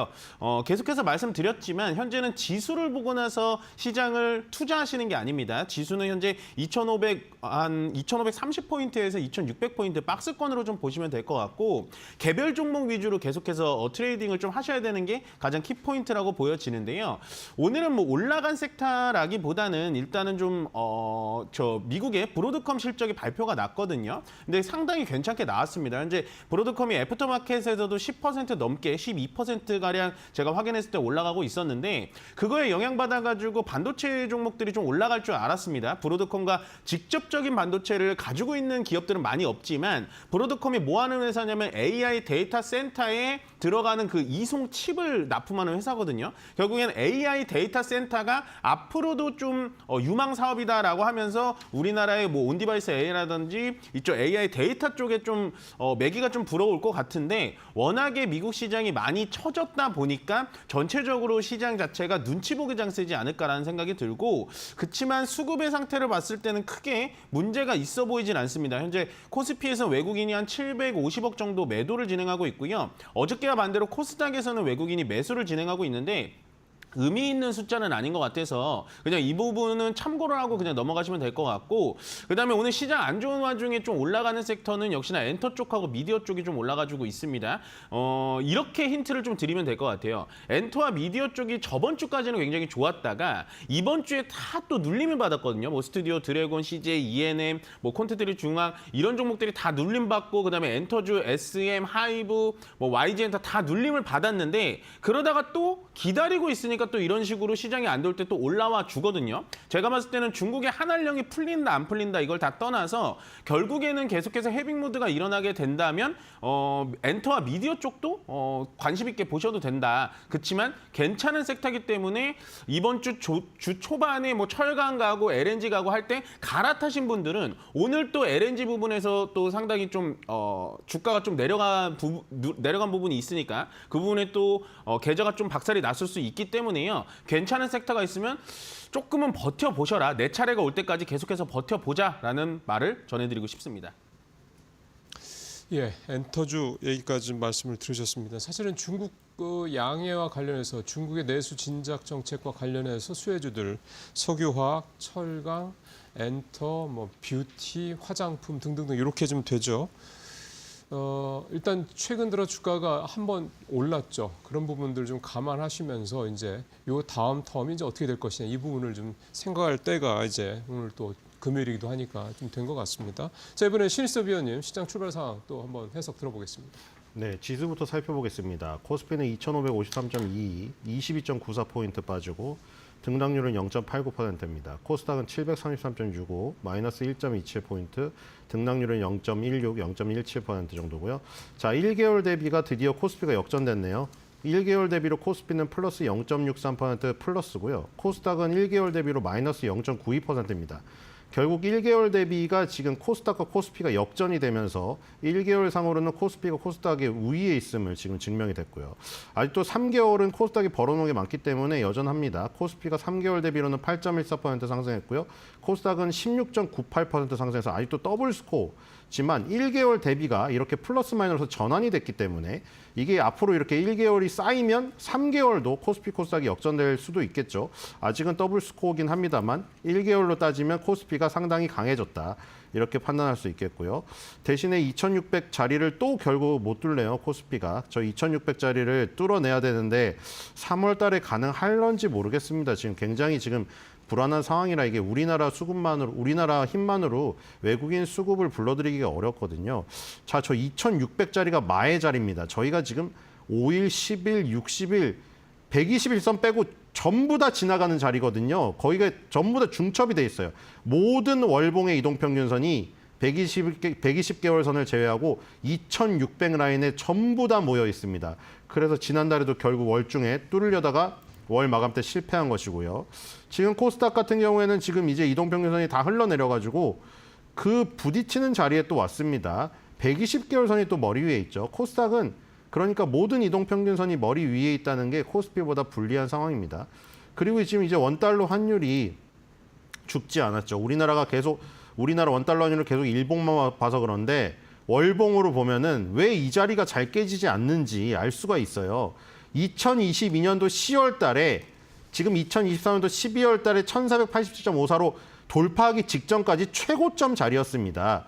2022년도 10월 달에 1446.30이에요. 지금 거의 1446.38 그 자리 아닙니까? 그러니까 2022년도 10월 달 고점이었던 게 지금 저점으로 작용하고 있는 겁니다. 그러니까 원달러 환율은 아직도 붕괴가 되지 않았어요. 여기 지금 위에서 강력하게 지금 이 지지를 받고 있기 때문에 저 부분에서 다시 튀어나가면은 또 다시 1,500원의 위협이 닥쳐올 수도 있는 겁니다. 지금 외국인의 순매수가 어저께 다행히 11연속 순매도 기록을 깨고 10일째 드디어 플러스로 전환하긴 했거든요. 지금 3월 6일 어제 1,380억을 사면서 9일 연속 순매도 이후에 드디어 10일째 순매수를 기록하면서 끝났습니다. 근데 오늘 또 740억을 팔면서 시작을 하기 때문에 어제 하루 순매수를 지금 그쳐버리지 않을까 이런 생각이 들고요. 그럼 원달러 환율은 또 그대로겠죠. 자, 지금 시가총액 상위를 보도록 하겠습니다. 시가총액 상위에서 20위 안에서 오르는 거는 딱 4종목. 8위에 삼성전자 우선주, 그리고 10위에 KB금융, 13위에 포스코홀딩스, 15위에 현대모비스입니다. 자, 이 KB금융이 오늘 시작할 때 1위였다가 아까 장 시작하자마자 하나에어로스페이스가 10위였거든요. 근데 지금 다시 또 KB금융이 10위입니다. 이 둘이 정말로 치열해요. 지금 KB금융이 절대 금융주의 자존심을 내세울 수 없다면서 10위를 붙잡고 있는데 하나에어로스페이스가 계속 침범을 하고 있습니다. 자, 이 지금 싸움 10위와 11위의 싸움이 계속 엎치락 뒤치락 하다가 어느 쪽으로 벌어질지 이게 지금 관전 포인트일 것 같고요. 그다음에 오늘 좀 많이 빠지고 있는 게 유한양행이죠. 정말 아쉽게 렉나자의 후속으로 준비하고 있었던 그 메시 치료제의 후보 물질이 독일의 베링거 인게라임에서 반환을 해버렸습니다. 물론 지금까지 받은 돈은 뱉어내지 않아도 되지만 그 메시라는 그 치료제 후보 물질이 렉나자 후속 블록버스터를 지금 키운다고 했기 때문에 좀 아쉬운 반환이었고요. 그로 인해서 유한양행이 지금 급락이 나오고 있다는 거. 코스닥을 보겠습니다. 코스닥 시총 상위에서는 가장 많이 오르는 게 15위의 SM이 지금 4% 가까이 지금 오르고 있는 상황이네요. 반면에 9위인 휴젤은 4.28로 가장 많이 빠지고 있습니다. 20위 안에서. 지금 SM이 4% 오르면서 10만 원을 다시 탈환을 했거든요. 10만 200원. 자, SM은 아시다시피 지금 뭐 사실 그 여자 아이돌에서 너 카리나냐 장원영이냐 요즘 시대에는 그거죠. 예전에 뭐 SS 유진이냐 뭐 핑클의 누구냐였다시피 지금 카리나나 장원영이나 그건데 에스파에 카리나만 있는 게 아니죠. 예. 중국인 멤버 닝닝이 있지 않습니까? 그래서 팔은 안으로 굽는다고 중국이 만약에 그 보따리상이 사재기를 하게 되면은 에스파의 음반 판매량이 올라가게 됩니다. 그래서 그런 부분이 작동하고 있는 게 아닌가 이런 생각이 듭니다. 말씀하신 대로 그런 부분들을 다 고려해서 멤버 구성을 했겠죠. 엔터사들이 뭐 바보가 아니니까. 네. 실수하신 말씀 잘 들었고 이제 섹터별 상황도 좀 빨리 좀 알아보도록 하겠습니다. 권별 앵커. 네, 국내 증시 개장한 지 17분여가 흐른 상황입니다. 싱크풀을 통해서 투자자들의 검색 빈도가 높은 섹터부터 알아보겠습니다.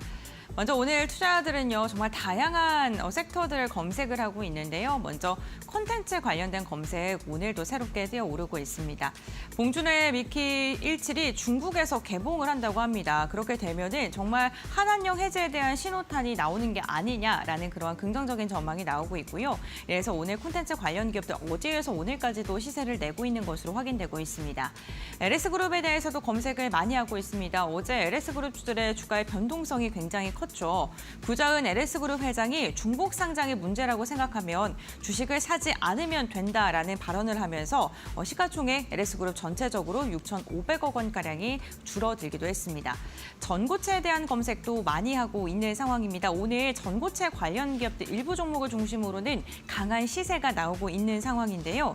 지금 인터배터리가 오늘 마지막 날입니다. 인터배터리에서 다양한 지금 2차 전지에 대한 기술력들이 소개가 되고 있는 가운데 오늘 전고체 관심이 다시금 커지고 있습니다. 조선 함께 확인해 볼까요? 오늘 조선도 검색 많이 하고 있는데요. 미국이 최근 우리 정부의 미국 군함 5척에서 6척에 대한 유지 보수 정비를 조선 업체에 맡기고 싶다는 뜻을 전달한 것으로 알려졌다는 일부 언론의 보도가 나오면서 오늘 조선에 대해서도 꾸준하게 관심을 갖고 있는 것으로 보입니다. 다음으로는 투자자별 매매 동향 함께 확인해 보겠습니다. 유가증권 시장 확인해 보시죠. 어제 정말 오랜만에 외국인이 긍정적인 방향성이 나왔었는데 오늘 다시금 외국인과 기관의 쌍끌이 매도세 이어지고 있습니다. 외국인 760억 원가량의 물량 토해내고 있고요. 기관 역시나 오늘 500억 원에 가까운 순매도가 집계가 되고 있습니다. 오늘 개장 직후에는 개인만 매수를 하는 입장이고요. 다음 코스닥 매매 동향도 함께 확인해 보시죠. 네, 코스닥에서는 반대로 외국인이 그래도 사주고 있습니다. 다만 매수의 폭이 다소 아쉬운데요. 뚜렷한 수급 조치는 부재한 가운데 기관이 200억 원가량, 개인이 50억 원가량의 물량을 던지고 있습니다. 다음으로는 업종별 동향 함께 확인해 보겠습니다. 유가증권 시장입니다. 오늘 전 대부분의 업종군들이 하락을 하고 있는 가운데 철강, 금속이 0.4%가량 상승하고 있고요. 음식료품이 0.3%가량 오름세 이어가고 있습니다. 농심의 가격 인상에 따른 음식료 업품 어제 강한 상승이 나왔었는데 오늘까지도 경기 방어주 성향이 더해지면서 상승 추세 이어가고 있습니다. 다음 코스닥 업종별 등락률 함께 확인해 보시죠. 네, 오늘 상대적으로 코스닥이 더 견조한 모습인데요. 비금속이 0.8%가량 상승하고 있고 방송 서비스가 1.2%가량 그리고 인터넷이 1.4% 오름세가 집계가 되고 있습니다. 다만 코스피와 마찬가지로 제약바이오 업종 오늘 부진한 모습 확인해 볼 수 있네요. 다음으로는 상승률 상위 종목 함께 살펴보겠습니다. 유가증권 시장입니다. 오늘 전고체 관련 기업의 한농화성이 두 자릿대 강세를 보이고 있습니다. 10%가량 상승하고 있고요. 금양, 유상증자 철회 소식에 급락을 했었는데 오늘 반등 시도하고 있고 최근에 화학기업들 중국의 경기부양책과 함께 다시금 주목을 받고 있죠. 롯데케미칼이 4% 이상의 시세를 내뿜고 있고요. 그리고 기판 기업인 코리아서키트 역시나 4%가량의 상승이 나타나면서 오늘 반도체 기업 일부 종목을 중심으로는 매수세가 나오고 있습니다. 다음으로는 코스닥 상승률 상위 종목도 함께 살펴보겠습니다. 엔디바이스가 오늘 시장에 상장을 했습니다. 공모가 대비 현재 구간 89%, 90%가량의 강한 시세를 분출하고 있는데요. 이 기업 같은 경우에는 SSD 관련된 사업을 영위하고 있는 기업입니다. 애니젠이 27%가량 상승하면서 오늘 화장품 관련 기업들 일부 종목을 중심으로는 강한 시세 이어가고 있고요. 투비소프트가 23% 상승하면서 960원, 대원산업이 20% 상승, 노브랜드도 16%가량 상승하면서 소비재 관련 기업들, 소비와 관련된 기업들도 오늘 주목을 받고 있는 상황입니다. 이렇게 개장 직후의 상황 함께 알아봤고요. 전문가들과 함께 특징적인 종목들 추려서 알아보겠습니다. 자, 이제 종목별 흐름들 두 분들 어떻게 보시는지 좀 말씀 들어보겠습니다. 이 전문가님은 오늘 눈에 띄는 게 뭐가 있습니까? 네, 뭐 시장 말씀드렸다시피 점점 회복을 해가고 있습니다. 오전에 개장하자마자 당연히 충격을 받을 수밖에 없고요. 지금 일본 증시 니케이가 또 개장을 했는데 일본 증시는 거의 2% 가까이 빠지고 있는 거에 비하면 상당히 또 선방을 해주고 있다. 물론 떨어지는 거에 다 이제 뭐 기분이 좋을 수는 없지만 그래도 글로벌 증시 대비 계속해서 강한 흐름을 만들어주고 있다라는 점을 꼭 참고를 해주셨으면 좋겠고. 아까 방금 전에도 보셨지만 역시나 오늘 조선업에 대해서 상당히 많은 분들이 관심을 갖고 있다라고 방금 앵커께서 말씀을 해주셨는데 조선업을 우리가 좀 다시 한번 생각을 해봐야 될 것 같아요. 물론 뭐 하나오션처럼 미국에 실제로 필리조선소를 가지고 있는 회사도 있지만 결국에는 같은 분위기 때문에 조선업이 다 올라가긴 했는데 어저께 이 자료를 좀 살펴보다 보니까 그 클락슨 신조선 지수라는 게 있어요. 그게 많이 하락을 했습니다. 쉽게 말씀드리면 앞으로의 조선 발주가 조금 더 줄어들고 있다는 거예요. 물론 현재 주가에 반영돼 있는 거는 많이 올라왔어요. 그게 왜 그러냐면 2028년도까지 우리나라의 도크라고 하죠. 우리나라에 있는 조선 도크가 꽉 차 있기 때문에 그 수주량 때문에 주가가 많이 올라왔지 현재는 지금 신조선 주가 지수가 계속해서 떨어지다 보니까 앞으로 만약에 조선 쪽에 이 고가돼 있는 고가 형성되어 있는 게 3월 달에 공매도랑 또 연계가 돼서 결국에는 주가가 너무 선반영이 돼 있다라고 한다면 결국에는 이 조선 주가 지수 때문에 주가 지수 자체, 그러니까 조선 지수 자체가 조금은 조정을 받을 수 있는 빌미가 좀 나오지 않을까라는 생각이 들기 때문에 앞으로의 조선업에 대해서는 조금 더 조심스럽게 좀 살펴보는 게 훨씬 더 나을 것 같고요. 시장은 계속해서 제가 나쁘지 않다라고 말씀드리는 게 뭐냐면 결국에는 싼 종목들, 그러니까 싼 종목들이 전체 다 좋지는 않습니다. 뭐 싸서 무조건 좋다라고 말씀드리는 건 아닙니다만 요즘엔 어떤 느낌이냐? 약간 이마트도 많이 주가가 올라가는 거 보셨죠? 그다음에 현대백화점도 주가가 많이 올라가고 있습니다. 거기다 건설업의 DLENC 많이 올라가고 있고요. 현대건설 이런 것도 많이 올라가고 있고 그다음에 우리가 눈여겨주지 않았던 롯데케미칼, 금호석유 뭐 이런 종목들도 많이 올라가고 있습니다. 그렇다라는 건 결국엔 주가가 많이 떨어졌기 때문에 올라갔다라기보단 이 종목들을 잘 살펴보시면요. 거래를 동반하면서 같이 올라가고 있어요. 그렇다라는 건 결국엔 저 위에 있던 가장 인기 많았던 로봇, 조선, 뭐 자동화, AI, 반도체 이런 거 다 나열하고 결국엔 맨 끝에 있었던 사람들이 아무도 관심이 없었던 이런 시크릿컬 업종들 같은 경우가 요즘에 올라오고 있다는 건 결국엔 시장이 전체적으로 순환매가 속도의 차이가 있을 뿐 계속해서 돌아가고 있다는 겁니다. 물론 유통 쪽은 현재 홈플러스의 반사 수혜 때문에 좀 올라가는 경향도 있지만 결국에는 주가가 어느 정도 하방은 꽉 잡아놓은 상태가 아닐까라는 생각이 들고요. 그러니까 한마디로 정리를 해드리자면 너무나 인기가 많은 곳에다가 이렇게 갑자기 훅 따라서 올려 붙여주시면 안 된다는 거예요. 그거는 정말로 단기 트레이딩이 가능한 그런 고수들의 영역이라고 보여지고 우리가 정말 제가 봤을 때 이런 탄탄한 업종들 정말 싸고 좋은 정말 주가가 많이 내려왔습니다. 주가가 많이 내려왔지만 앞으로의 이 퍼포먼스가 괜찮을 만한 기업들 꼭 테크니컬 쪽의 기업들이 아니더라도 화학, 건설, 유통 쪽에 아무도 관심이 없었던 쪽에 지금부터 관심을 계속해서 가져주는 것도 저는 괜찮다라고 생각합니다. 예, 순환 매가 계속된다는 말씀이고요. 자, 신입선 위원님은요? 네, 지금 아까 전에 그 SM 얘기를 드렸는데 그 한한령 해제 관련해서 제가 에스파의 닝닝이라는 중국 사람 멤버 얘기도 드렸지만 실제로 SM이 그 중국 공구 물량 있죠. 보따리상들이 공동 구매해서 음반을 사는 양이 3대 엔터테인먼트상의 가장 많은 비중을 차지합니다. 그렇기 때문에 중국이 만약 회복이 되면 SM이 가장 가파르게 움직일 수가 있어요. 에스파의 멤버 부분도 그렇고 전체 공구 부분도 그렇고 보따리상들이 다 막아버리니까 보따리상들이 안 들어오거든요. 화장품도 그렇고. 근데 풀리면 SM이 가장 유리하겠죠. 그런 부분이고. 스트레이키즈를 보유하고 있는 JYP 같은 경우에는 북미 쪽이 더 살아나는 게 더 비중이 큽니다. 그렇기 때문에 SM이 지금 가장 많이 오르고 있는 이유라는 것이고요. 그 다음에 쌈 엔터테인먼트도 같이 오르고 있죠. 지금 영상 컨텐츠 부분이 한 4, 5위 정도 되는데 스튜디오 미르랑 지금 쌈 엔터가 왔다 갔다 하면서 1, 2위를 기록을 하고 있습니다. 쌈 엔터가 SM하고 협업을 맺었잖아요. 그래서 예전에 BTS 보면은 막 귀여운 피규어 만들고 이러잖아요. 얘도 이제 티니핑을 보유하고 있으니까 공교롭게도 시진핑도 핑이네요, 이제 보니까. 그래서 티니핑을 보유하고 있는 이 IP를 가지고 이제 SM 엔터테인먼트 그 엔터테이너들하고 어떤 그 굿즈 판매라던가 이런 거 MD 이런 것들의 협업이 지금 앞으로 기대가 된다. 그래서 그런 부분이 있고 그다음에 만화 부분이 애니메이션 부분이 조금 저 부분이 우리가 그렇잖아요. 뭐 전쟁이 나도 아이랑 이런 것들은 가장 먼저 대피하고 이러잖아요. 여기도 마찬가지예요. 가장 좀 유화적인 부분이 애니메이션 부분입니다. 우리나라 영화나 이런 거는 완전히 게임이나 이런 거는 다 막아버리는데 요 만화는 조금 더 풀려 있어요. 그래서 티니핑이나 이런 IP를 강력하게 보유한 유아 대상 IP를 강력하게 보유한 쌈 엔터테인먼트 그것도 기대가 된다.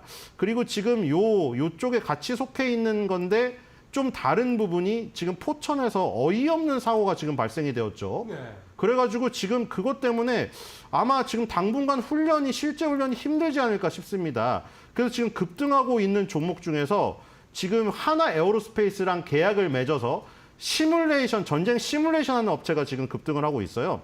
그래서 지금 그런 쪽도 지금 한번 볼 필요가 있지 않나 이런 생각이 듭니다. 왜냐하면 지금 실제 훈련상에서 그런 민가의 피해가 발생돼 버렸기 때문에 하나 에어로스페이스도 지금 XR 기반으로 해서 아까 덱스터도 오르고 있는 걸로 보이잖아요.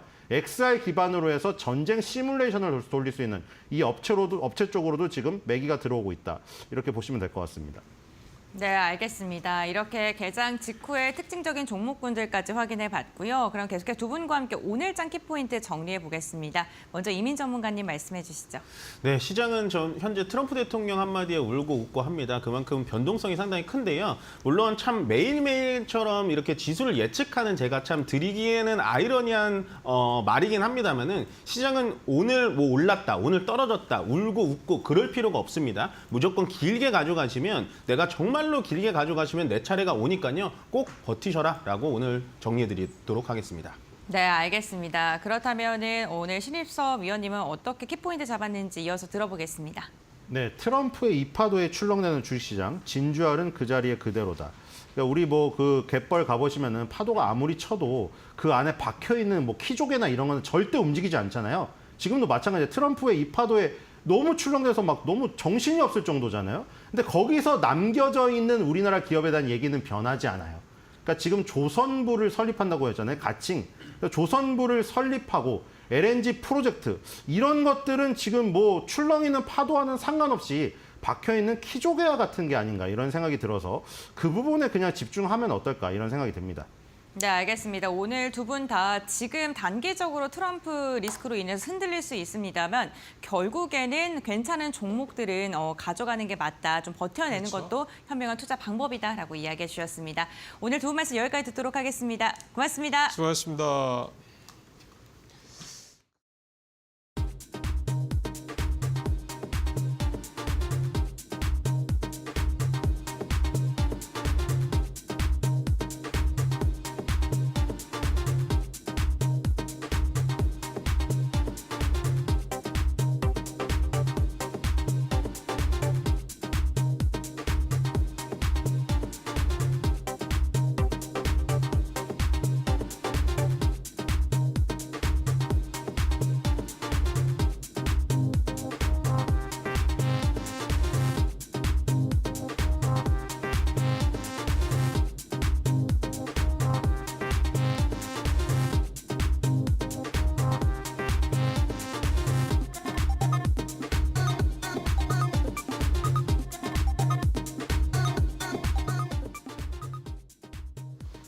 오늘장 선발 종목 함께 살펴보겠습니다. 오늘 메리츠증권 강남금융센터 김경국 과장 연결해서 자세한 이야기 나눠보겠습니다. 과장님 안녕하세요.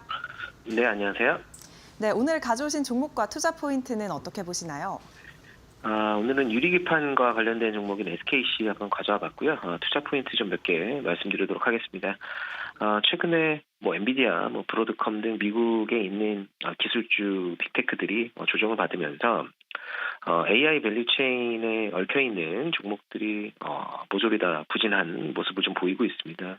다행히 오늘 이제 브로드컴이 아침에 이제 실발 이후에 시간의 거래에서 급등을 하고 있는 상황이고요. 일단 여러 가지 AI 밸류체인의 아래에 있는 종목들이 있겠지만 AI 하드웨어 쪽, 소프트웨어 쪽, 그리고 유리기판 쪽 이렇게 국내 장에서는 좀 움직이고 있었는데 유리기판 관련주 같은 경우에는 일단 기존의 실리콘 유리기판 대신 유리를 사용하기 때문에 같은 면적 대비 전기적 신호를 10배 이상 전달이 훨씬 쉽게 전달할 수 있게 용이하게 해주는 면이 있고요. 또 전력 소모 절감 가능도 가능하게 하는 그런 장점이 있습니다. 그래서 SKC 같은 경우에는 자회사인 앱솔릭스를 통해서 유리기판 사업에 적극적으로 투자하고 있고 일단 SKC의 첫 고객사로 추정되는 미국에 있는 빅테크가 AMD인데 일단 하이닉스도 예전에 AMD와 같이 HBM 관련 사업을 이제 새로 진출하면서 사업 확장에 좀 힘을 실어줬습니다. 그래서 SKC도 마찬가지로 AMD와 함께 사업 확장에 좀 힘을 실어줄 가능성이 매우 높다 이렇게 좀 보고 있고요. 특히 SKC의 좀 단점으로 작용하고 있는 부분은 2차 전지 동박인데 이 동박 사업도 그동안 좀 캐파 확장으로 좀 부진하는 모습을 좀 보였었는데 전방의 수요가 좀 안 좋았기 때문에 근데 이 부분도 어느 정도는 좀 동박 사업도 바닥을 좀 찍은 것이 아니라는 시장의 의견이 좀 있기 때문에 여러 가지 반영해 본다면 유리기판 사업의 성장 동력을 좀 지금 주가 수준에서는 받을 확률이 매우 높지 않을까 이렇게 좀 보고 있습니다. 네, 유리기판 등으로 투자 매력이 또 충분하다는 이야기 해주셨는데요. 그렇다면 가격도 함께 살펴보겠습니다. 가격 전략은 어떻게 잡아보시나요? 일단 기술적으로 올해 1월 18만 원 고점을 찍었고요. 이제 급격한 가격 조정에 들어갔습니다. 그래서 최근 주가 흐름을 보면 일단 가격 조정의 마무리 국면이 아닐까 이렇게 좀 개인적으로 판단하고 있고요. 그래서 지금 주가 수준에서는 한번 매수해보는 것이 유효하지 않을까 이렇게 좀 보고 있고 또 목표가는 18만 원 그리고 손절가는 10만 원으로 잡아드리도록 하겠습니다. 네, 매수가는 현재가 또 목표가는 18만 원 제시해 주셨습니다. 최근에 이렇게 가격 조정이 어느 정도 있었다는 점도 함께 체크하면 좋겠네요. 네, 지금까지 여기까지 말씀 듣겠습니다. 고맙습니다. 네, 감사합니다. 네, 오늘 종목은 반도체 또 유리기판 관련주죠. SKC입니다. 투자에 참고하시고요. 지금까지 오늘장 선발 종목이었습니다.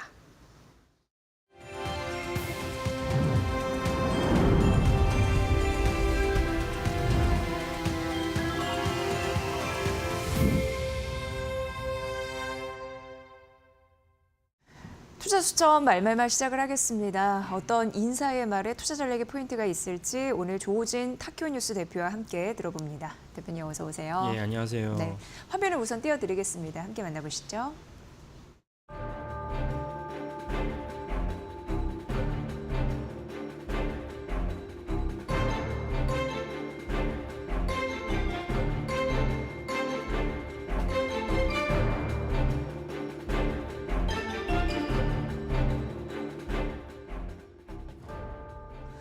오늘은 독일 쪽이 주는 메시지에 대해서 이야기를 해봐야 되는데 아무래도 미국과 우크라이나의 정상회담이 파국으로 끝났잖아요. 네. 그에 대한 파장으로 나온 발언이다라는 생각이 들고요.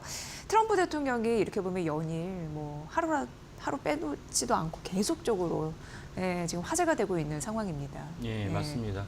그 트럼프 미국 대통령이 미국뿐만 아니라 전 세계 우리나라를 포함해서 많은 영향을 끼치니까 맨날 헤드라인 나오는 거 당연하지만 사실은 헤드라인 나온다는 게 외교안보, 북한 이런 사안뿐만 아니라 경제에서 매일 뉴스가 쏟아지고 있습니다. 그래서 트럼프 대통령이 이제 멕시코, 캐나다 한 달 부과된 걸 이제 유예하느냐 그대로 시행하느냐 갖고 이제 나스닥이 이제 오르락 내리락하고 있고 오늘은 심지어 이제 유예하기로 했잖아 한데도 불구하고 미국 시장에서는 도저히 그냥 너 말은 못 믿겠어 이러면서 오늘 떨어졌어요. 오히려. 이런 것들이 있는데 근데 오늘 다루려고 하는 주제는 이제 화면에서 지금 보신 대로 그다음에 우크라이나 젤렌스키 대통령과 트럼프 대통령이 정상회담했는데 이때 이제 벤스 부통령도 같이 배석을 했습니다. 그 배석을 했는데 우리가 보통 했던 어떤 상식적인 어떤 정상회담과는 완전히 이제 궤를 갖다 이탈한 그래서 세계 외교사에 아마 그 길이길이 남을 어떤 그런 어떤 사건을 일으켰습니다. 두 사람이. 이 때문에 이제 사실은 여러 가지 많은 파장을 일으켰는데 우리는 투자자 입장에서 이 파장이 어떤 식으로 이제 펼쳐졌는지를 좀 점검해보고 그래서 우리가 어떤 종목에 투자하는 것이 좋은가라는 걸 이제 파악해보고자 합니다. 네. 이 파국으로 치달을 수밖에 없었던 미국과 우크라이나의 정상회담을 보고 적지 않아 많은 분들이 좀 충격을 받았다라는 얘기가 있었고 이거는 뭐 우크라이나뿐만 아니라 유럽도 당혹스럽기는 마찬가지다라는 그렇죠. 반응이 일부 있었습니다. 어떤 부분에 좀 주안점을 둬서 봐야 될까요? 예. 그러니까 원래 양국 정상회담이라는 거는 실무진에서 주고받을 걸 다 결정낸 다음에 사실은 포토라인에서도 두 사람이 사인만 하는 것이 보통 정상회담인데 그래서 아마 젤렌스키 대통령도 그런 것들을 동의해서 워싱턴을 갔다 생각하는 젤렌스키 대통령은 도저히 미국이 요구한 광물협정, 그러니까 미국이 이제 제가 뭐 이 시간에 한번 설명드린 적이 있지만은 우크라이나가 퍼부은 전쟁 때 퍼부은 돈이 5천억 달러, 5천억 달러에 해당하는 돈을 내가 빼겠다. 이런 맥락으로 광물협정을 갖다가 요구했고 그걸 수용했으니까 젤렌스키 대통령이 워싱턴에 간 줄 알았는데 젤렌스키 대통령은 이제 그런 의도가 아니었어요. 나는 못하겠다는 거죠. 그래서 뭐 둘이 엄청난 고성을 지르면서 이제 헤어졌는데 그래도 헤어지니까 우크라이나에 바로 그 다음날 트럼프 대통령이 야 우크라이나에 대한 모든 군사 지원을 중단해라 라고 얘기를 하고 그럼 이제 유럽 입장에서는 우크라이나가 일종의 어떤 그 벽 같은 푸틴의 어떤 침공에 대해서 방어하는 벽 같은 역할을 했는데 우크라이나 다음에는 우리 아니냐라고 유럽에서 너무 놀란 거예요. 그래서 이제 긴급 정상회담을 이제 그 영국 총리가 이번에는 그전에는 마크롱이 한번 이렇게 소집을 했고 영국 총리 한번 소집을 해가지고 긴급 정상회담을 했습니다. 정상회담을 했는데 결국 야 미국이 우리 편이 아닐 수도 있겠다. 우리가 대부분 이제 EU에 있는 국가들이 대부분 나토의 회원국이니까 미국이 우리 편을 들어줄 줄 알았는데 사실은 이런 식으로 젤렌스키 대통령을 이런 식으로 이제 그 내쫓는 걸 보니까 이거는 이제 이 판사법 어떻게 될지 모르겠다 그래가지고 이제 너무나 이제 긴급 상황에 임박했다 생각하면서 여러 가지 국방비 결국 이제 전쟁에 대한 전쟁에 대해서 사전 준비를 하려면 국방비를 증액시켜야 되니까 이런 발언들이 곳곳에 나왔습니다. 그래서 이제 오늘 처음에 이제 그 화면을 보신 대로 독일의 이제 차기 총리로 내정된 이제 그 메리츠 체데유 그 대표가 거기에 대해서 공언을 했고 이 발언이 중요하다고 생각해서 여러분들에게 좀 가져 나왔습니다. 네. 앞서 저희가 여러분께 보여드린 그 말은 독일의 그 차기 총리가 국방비를 대폭 늘리겠다라는 발언이었습니다. 굉장히 의미심장한 건데 독일 같은 경우에는 전통적으로라고 얘기를 해야 될까요? 원래 그 재정 지출에 대해서 어떻게 보면은 가장 비판을 했던 그렇죠. 그런 보수적인 그런 흐름들이 있었잖아요. 근데 그걸 깨겠다는 거는 아무래도 좀 심각성을 인지한 것이 아닌가라는 생각이 들거든요. 예, 그렇습니다. 그래서 요 사안은 이제 국소적으로는 단기적으로는 좀 전에 말씀하신 대로 독일은 법적으로 전체 그 예산의 재정 적자가 GDP 대비 0.35%를 못 넘도록 해놨어요. 되게 견실하죠. 이 정도의 국가가 되니까 아마 몇 개의 국가가 없을 것입니다. 그래서 법으로 정해놨는데 이번에 시임 총리가 야 지금 비상사태야 옛날 거 지킬 수가 없어 그래가지고 다 같이 모여서 그러니까 실제로 법을 개정하려고 하면은 독일 그 체대유랑 그다음에 같이 이제 연립 여당에 필요해서 다른 당에 그 도움도 필요하다 이런 뉴스 보도에 나오고 있습니다. 그렇게 해서라도 국방비를 늘려야겠다. 이 법을 개정해서라도 당장에 독일 정부 갖고 있는 예산만은 부족하니까 추가로 예산을 동원해야 되면은 부채가 필요한 것이고 그 부채가 아까 말씀드린 0.35% 가이드라인을 넘어서야 될 것 같으니까 그러니까 이제 우리가 법을 개정해서라도 우리가 이제 긴급 상황이다라고 이제 독일 차기 총리가 이제 발언을 했습니다. 이 말은 결국 무엇이냐? 이것이 이제 유럽 전체적으로 퍼진 것인데 또 하나 국소적으로는 아까 말씀드린 독일에 대한 것이고 더 이제 넓게 보면 무슨 의미가 있느냐?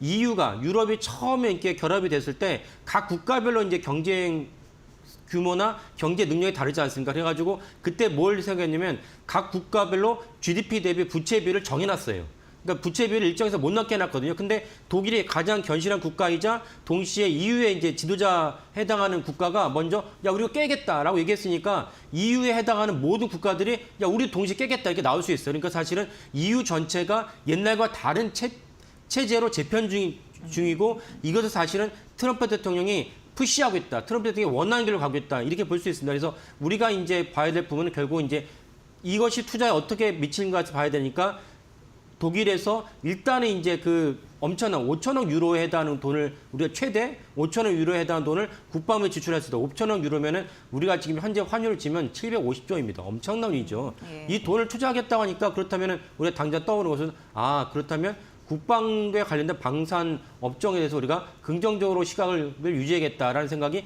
당연히 들게 됩니다. 네, 그러니까 독일에서 어쨌든 그 빚을 지게 하는 데에서는 그 벽을 좀 쳐놨는데 그거를 네. 허물 만큼 국방비 그런 좀 지출을 하겠다라는 의지이고 어떻게 보면 이 재정 지출의 변화가 유럽의 방위 산업에 큰 게임 체인저 역할을 독일이 할 수도 있겠다 이런 생각이 그렇죠. 들기도 예. 하고 근데 사실 이 국방비 투자를 획기적으로 늘리겠다고 하는 거는 이번이 처음이 아니라 프랑스 마크롱 대통령도 언급한 바가 있습니다. 예.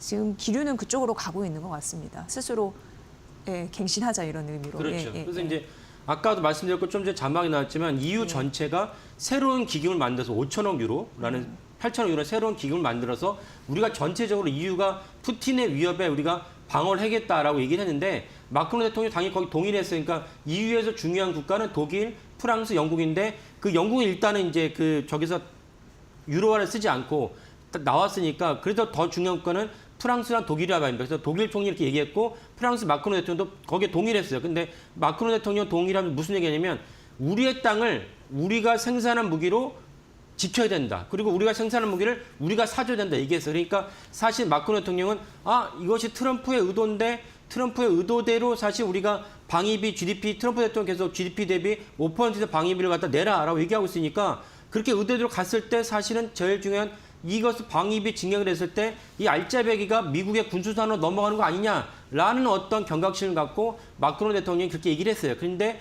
우리가 이제 염두에도 우리나라 국산 방위 산업을 보면은 우리는 사실은 제일 중요한 게 우리나라 전체적으로 제일 가장 강력한 장점 무엇이냐면 가성비입니다. 삼성전자, SK하이닉스나 사실은 이제 이 연구원들이 동일하게 미국에서 채용한다 그러면 지금 월급보다 1.5배는 더 줘야 돼요. 뭐 2배 이상 더 줘야 되는데 이 땅에서 있으니까 사실 싼 값에 이제 우수한 인력을 갖고 R&D 시킨 거거든요.